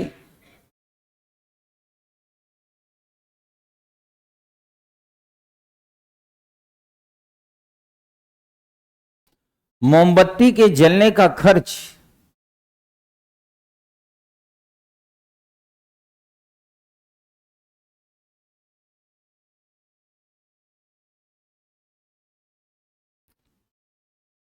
₹70 प्रति घंटे हो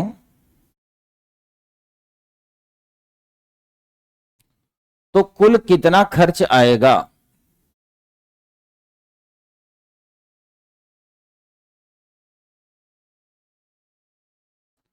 तो कुल कितना खर्च आएगा? आपका टाइम शुरू 6:30 है।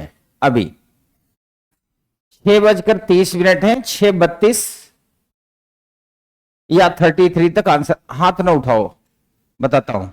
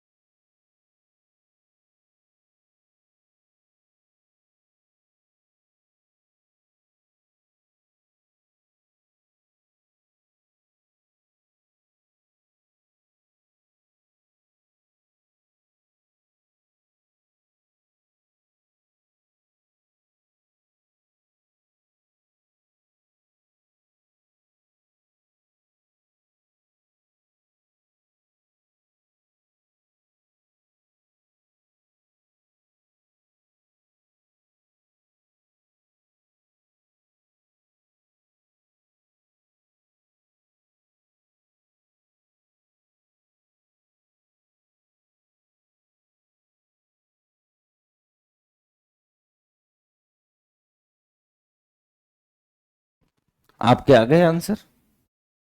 कितना आया? 10.5। आप बताइए। 7। 1 मिनट बेटा, 1 मिनट। 5.8। आपका कितना है? 23.33। 20, आराम आराम से अपने अपने ऑप्शन लिखाओ। ये हो गए। इसके अलावा 3.5, 17 किसका है? 17.5। 22.2,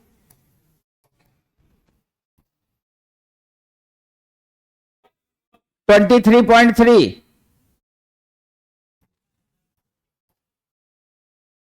ठीक है, लिखा है। जो लिखे इनको छोड़ करके।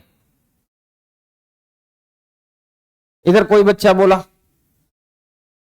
कौन बोल रहा है? आप बोल रही हैं?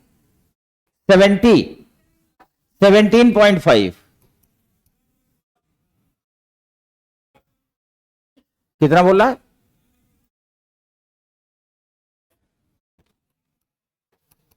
आप बताइए, पीछे वाला बच्चा कितना बोला? 29।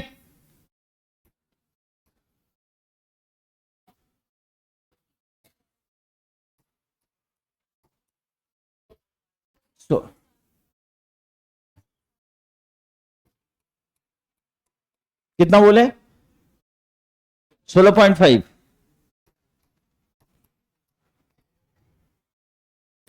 ऑनलाइन वाले गायब हो गए सब, स्टार बना बना के। ठीक है, कौन बोला? 15.6। अपने अपने ऑप्शन लिखाते रहो, बाद में न कहना कि मैं अपना वाला नहीं लिखाया। Very good. एक मिनट बेटा, इनके बाद आपका पीछे कौन बच्चा बोला? कहां है वो? बोलो तो सही।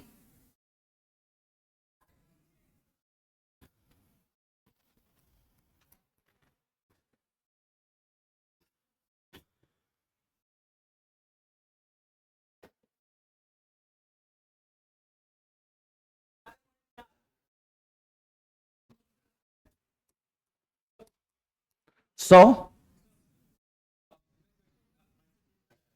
हाँ ठीक, श्योर। 4.20।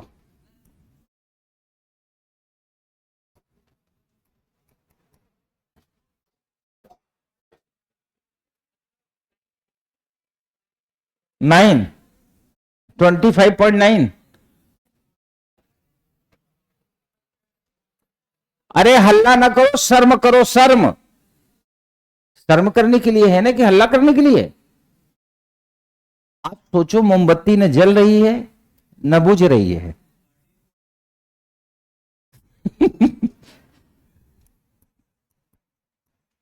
यह है एप्टीट्यूड की क्लास। मेरी क्लास में आखिरी क्लास आते आते सब नेटवर्क हाई हो जाएगा। जिनके दिमाग में अभी नेट नहीं चल रहा, उनका भी वाईफाई हो जाएगा। 2 पॉइंट किसका है?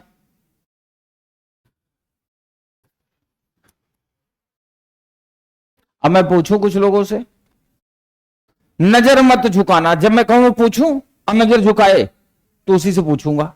ये भी सीख लो।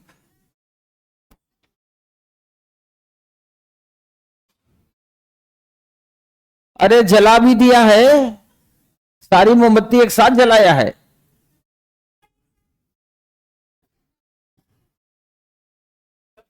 ये भी बात है।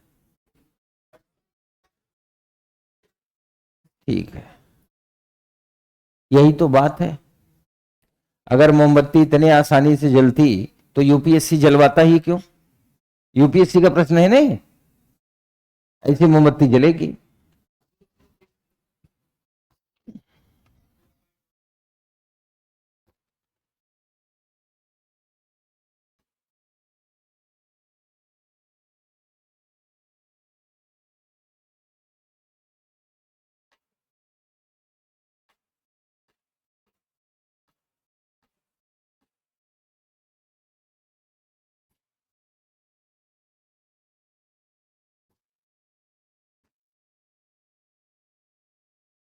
और है?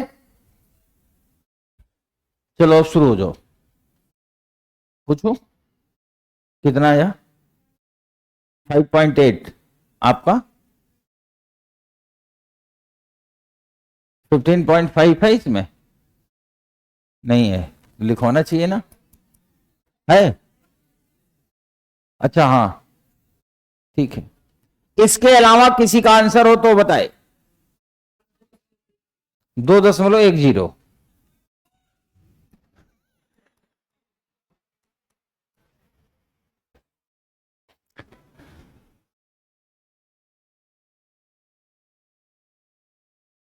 1.68।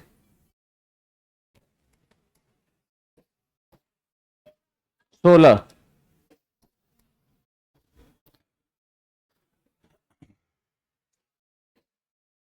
अरे गुरुजी, अपना तो गलत है, इसका भी गलत कराओगे? हम तो डूबेंगे सनम, तुम्हें भी लिख। अच्छा हाँ, नहीं but solution, don't share the solution, क्योंकि सबके गलत है। गलत वाला गलत सही को कैसे बता पाएगा, है ना? आप बताओ बच्चा, है इसमें ऑप्शन में? हाँ है 11 पॉइंट। ठीक, अब जितने बीएससी किए हैं वो बताएं, बताओ।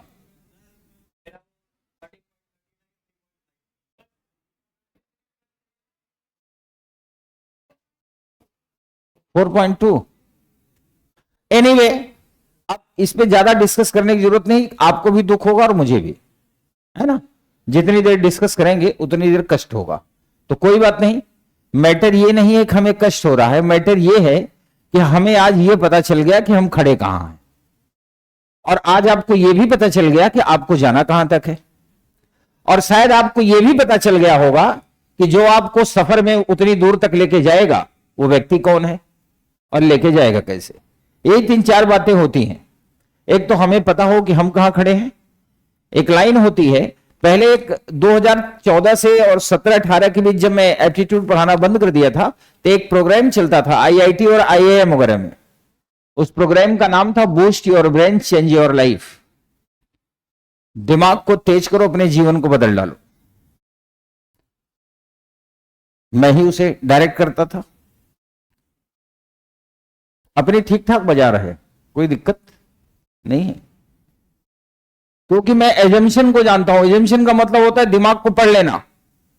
आप स्टेटमेंट दोगे, आपके दिमाग को पढ़ लेना, इसे कहते हैं एजम्पशन। इन फ्यूचर आपको भी सिखाएंगे।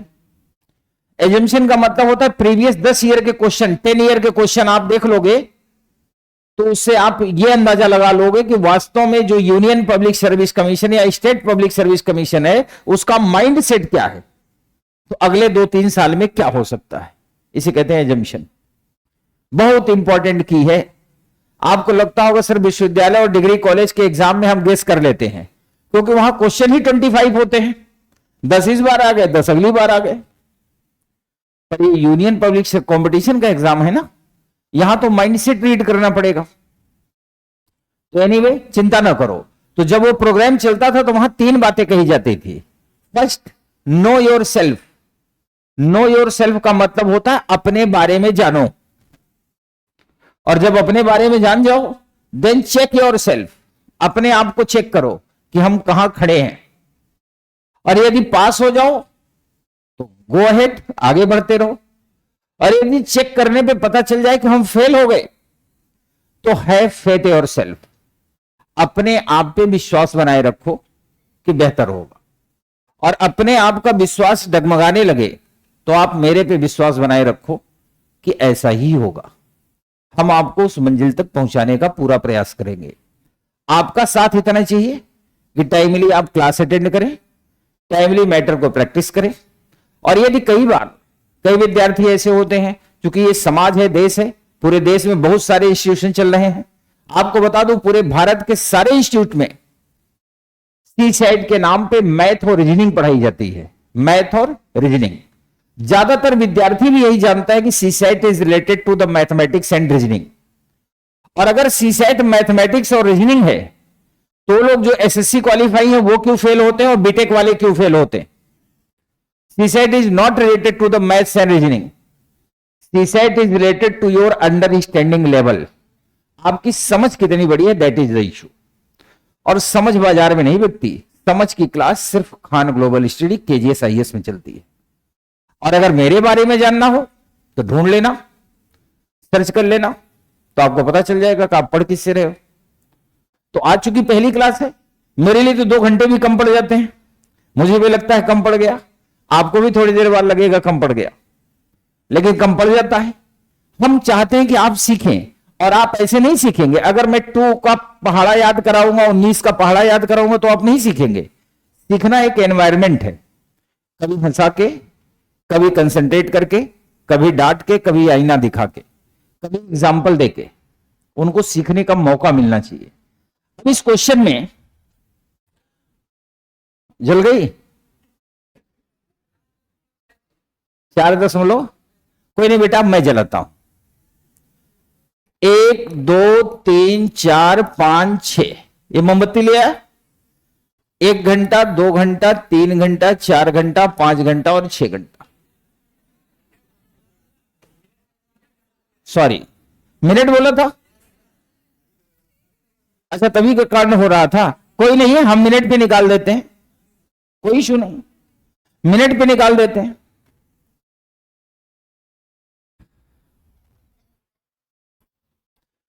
$70 पर आवर का मतलब हुआ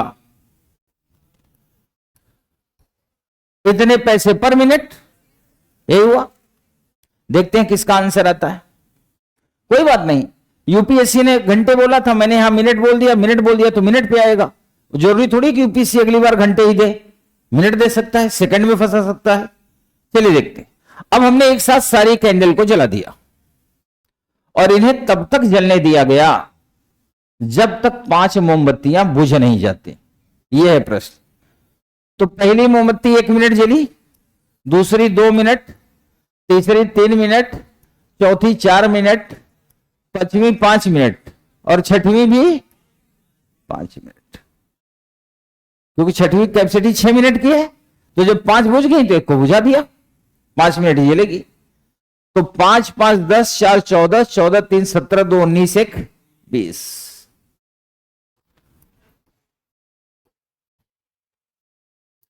20 तिहाई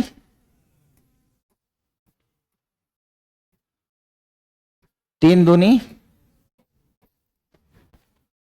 3 त्रिका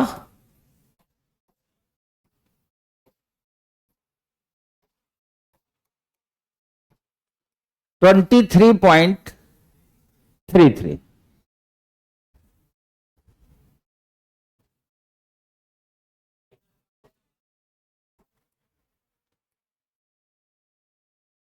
अब ईमानदारी से, एकदम ईमानदारी से, और ईमानदारी पता कैसे चलेगी? बगल वाला आपकी कॉपी देख लेगा, जिसका अगर एक बार में यही आंसर आया हो, बगल वाले उसकी कॉपी देख के सेटिस्फाई करेगा किसका किसका ये आंसर आया था।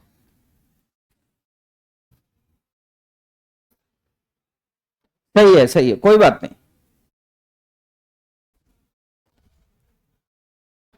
अब आप मेरी बात सुनो, ये सारे क्वेश्चन थे प्रीवियस ईयर के, यूपीएससी के। इस वाले में आवर्स था, मैंने मिनट कन्वर्ट कर दिया, कोई इश्यू नहीं। कल से जब क्लास स्टार्ट होगी, अभी टाइम है, कल की जब क्लास स्टार्ट होगी तो अब ये क्लास चलेगी कैसे, पहले ये जानना बड़ा इंपॉर्टेंट है। अन्य क्लासेस से, भारत के अन्य सी साइड से इसमें डिफरेंस क्या होगा ये डिस्कस कर लेते हैं। सिलेबस कल जब स्टार्ट करेंगे तो डिस्कस करेंगे, क्योंकि धीरे धीरे टाइम ओवर होने का टाइम हो रहा है। पहली बात, इसमें हम लोग क्या क्या सीखेंगे, कैसे सीखेंगे। डेली जैसे ही मैं क्लास में एंटर करूंगा, ठीक 5 बजे आते ही पहले मैं आपको एक प्रश्न दूंगा। वो प्रश्न अर्थमेटिक का नहीं होगा। उस प्रश्न को हल करने के लिए आपको किसी विशेषज्ञता की जरूरत नहीं होगी, आपको सिर्फ एक चीज की जरूरत होगी, वो है दिमाग। यानी आप सोचेंगे, समझेंगे, हल करेंगे। तो 2 ही परिणाम होगा, या तो आपका आंसर आएगा या तो नहीं आएगा। जिनका आंसर आ जाएगा वो उनके लिए भी खुशी की बात है, वो मेरे लिए भी। और जिनका आंसर नहीं आएगा वो उनके लिए खुशी की बात भले ना हो, पर मेरे लिए है। मेरे लिए क्यों है? कि उतनी देर वो कम से कम सोचेंगे तो सही, 5 मिनट वो प्रश्न के बारे में सोचेंगे। मेरा मोटो सिर्फ इतना है कि आपका दिमाग फंक्शन करने लगे, सोचने लगे चीजों को। पहली बात तो ये, डेली की क्लास में एक क्वेश्चन ऐसा हो। दूसरी बात, टॉपिक जैसे सामान्यतः सी सेट के चलते थे, उससे इसमें क्या क्या डिफरेंस होगा वो मैं बता दूं सारे लोगों को। जो इसके पहले इतिहास में मैंने इस तरह का बैच कभी नहीं पढ़ाया, आपको ये जानकारी दे दूं। जहां मैं पहले संस्थान में पढ़ाता था, धीरे धीरे आप जान ही जाओगे, मेरे बारे में ढूंढोगे तो खुद ही समझ जाओगे कहां कहां पढ़ाता था, क्या क्या करता था, तो आप जान जाओगे। तो अपने लाइफ का मैं अपना एक्सपीरियंस शेयर कर रहा हूं, अपने लाइफ में इस तरह का बैच मैंने कभी नहीं पढ़ाया। सिलेबस जैसे चलता है वैसे चलता है। इसके पीछे रीजन ये है कि चूंकि हर साल सी सेट टफ होता जा रहा है, इसलिए इसका नाम ही है मॉड्यूल 2026। जिन्हें पेपर देना उनके लिए भी, जिन्हें नहीं देना उनके लिए भी। ऐसी अपॉर्चुनिटी बहुत कम लाइफ में आती है, आपको ये भी बता दो। कारण क्या है, जिस टीचर के मतलब मेथड से हम कनेक्ट कर लें, कनेक्टिविटी हमारी बने मैग्नेट जैसी, वहीं से हम सीख सकते हैं, क्योंकि ये पूरा टॉपिक ही लर्निंग टॉपिक है। आपको बता दूं, ऐसे लोगों को भी जानता हूं जो 10,000 क्वेश्चन रीजनिंग के, 20,000 क्वेश्चन मैथ के प्रैक्टिस कर चुके हैं, पर सीसेट में हर साल फेल होते हैं।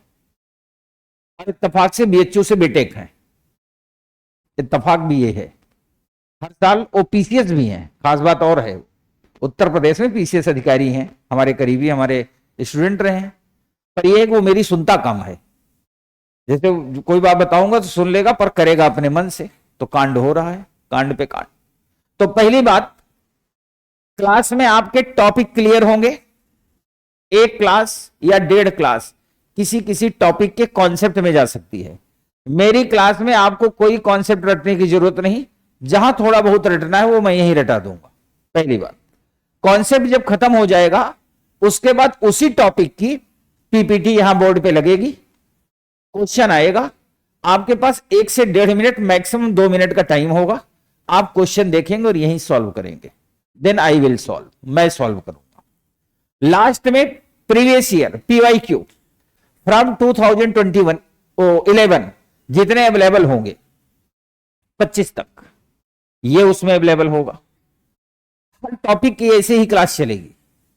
उसके बाद जब ये लास्ट होगा, कॉम्प्रिहेंशन की 5 से 6 क्लासेस चलती थी, जिसमें मैं एजम्पशन, आर्गुमेंट, इन्फ्रेंस, कंक्लूजन, यही आजकल यूपीएससी पूछता है, अवधारणा, निष्कर्ष, ये क्लियर करा के एक टॉपिक में करा देता था।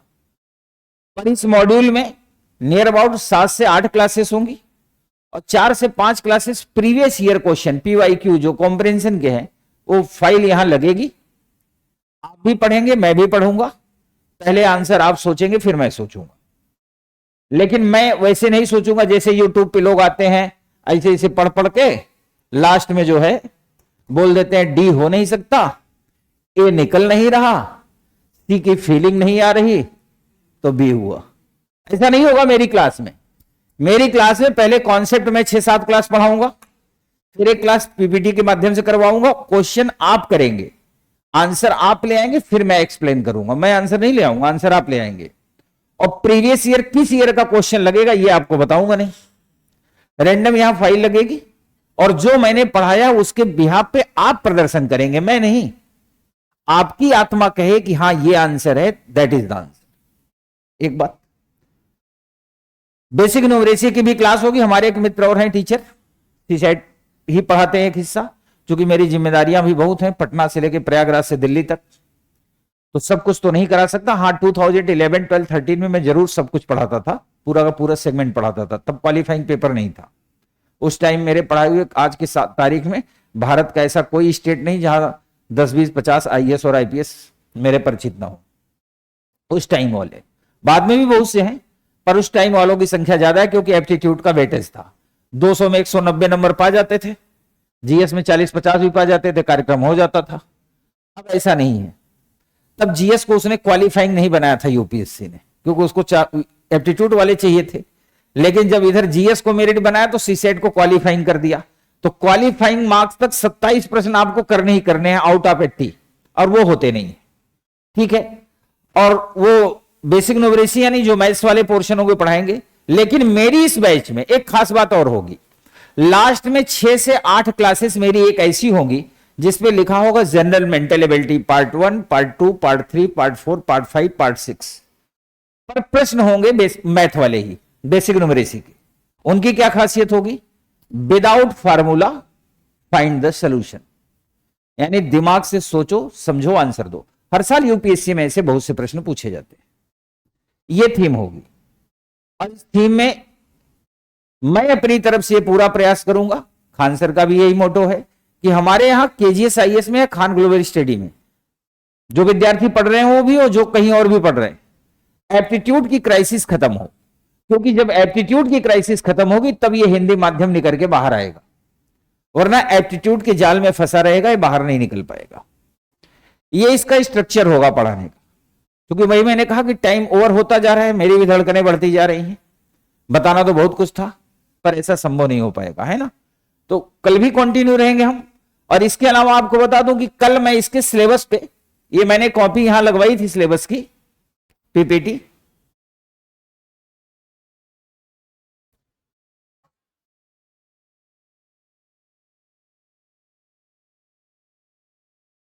ये पीपीटी इंग्लिश में थी, ये पीपीटी हिंदी में तब लिखवाया था। मैंने सोचा था कि इसके एक एक हिस्से को एक्सप्लेन करूंगा पर टाइम बहुत कम बचा तो ऐसा नहीं कर पाया। तो मैं सोचता हूं आप खाली हाथ न जाएं। 3 क्वेश्चन तो पढ़ ही लिए, ज्ञान तो प्राप्त हो ही गया होगा। अब आपको मैं कुछ नई चीज देता हूं, ठीक है, लेके जाओ, पेन पेपर निकालो।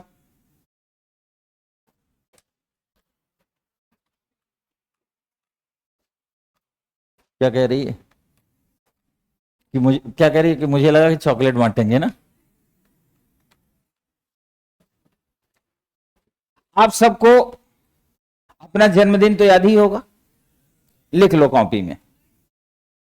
आपको नहीं याद है तो मम्मी को कॉल कर लो, और मम्मी अगर ना बता पाए तो बोलो कि ना बोलो, call to someone who find your birthday. चलो अपना अपना जन्मदिन लिखो। चलो मम्मी का लिख लो तुम। किसी का भी नहीं पता? नहीं, आपका अपना नहीं पता है, मम्मी का नहीं पता, किसी का पता है? आधार कार्ड वाला लिख लो। देखो देश अभी भी आधार कार्ड में ही है। अच्छा, भारत में अगर शादियों में कल्चर हो जाए कि शादी में जो फोटो आदान प्रदान की जाती है लड़के लड़की की, उसमें एक कंडीशन हो कि आधार कार्ड वाली जाएगी, तो आपको लगता है किसी की शादी होगी? सब ऐसे रहेंगे। आप अपनी डेट ऑफ बर्थ लिख लीजिए। फॉर एग्जाम्पल एक डेट ऑफ बर्थ मैं भी लिख दे रहा हूं। एक मैंने फॉर एग्जाम्पल, आपको ये नहीं लिखना, अपनी वाली लिखनी है। लिख लिया? अब जिस महीने में आप पैदा हुए उसको बाहर निकाल लो, जिसे मैंने निकाल लिया।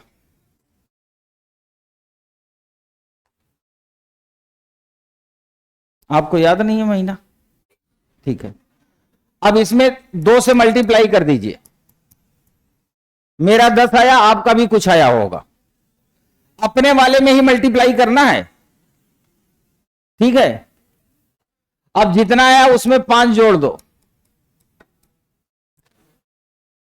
मेरा 15 आया, आपका भी कुछ आया होगा, ठीक है। अब जितना आया है, जैसे मेरा 15, इसमें 5 का गुणा कर दो अपने वाले में। मेरा 75 आया, आपका भी कुछ आया होगा। अरे कहां है ये?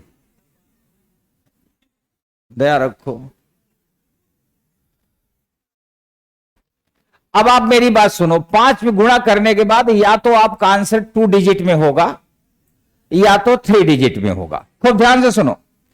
मान लिया 2 डिजिट में आपका 94 है या 108 है, ऐसे कुछ आया होगा। आपको इसके दाहिने में 0 लगाना है। दाहिने मतलब राइट में। लग गया? ठीक है। अब आप जिस शुभ तारीख में पैदा हुए हैं, तारीख में ही पैदा हुए होगे ना, उसको जोड़ दो, जिस भी तारीख में पैदा हुए।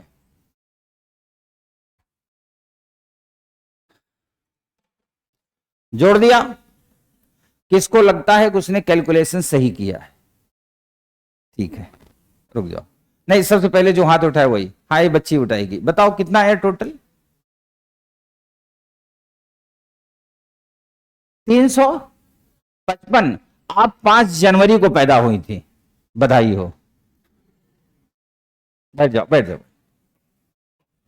आपको भी पैदा होना, ठीक है, बताओ। चलो बताओ बताओ।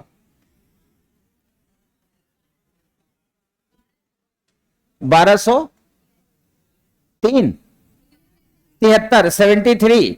आप 23 अक्टूबर को पैदा हुई थी, बधाई हो। अभी औरों का भी जन्म होने दो, आप बताओ। 863, आप 13 जून को पैदा हुए थे। सब एक एक करके।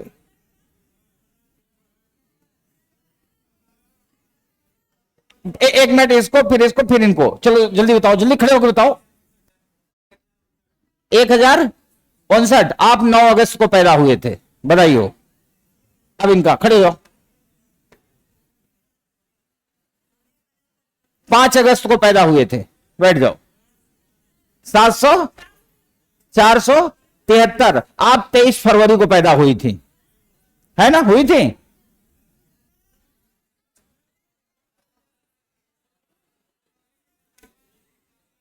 Now time has over.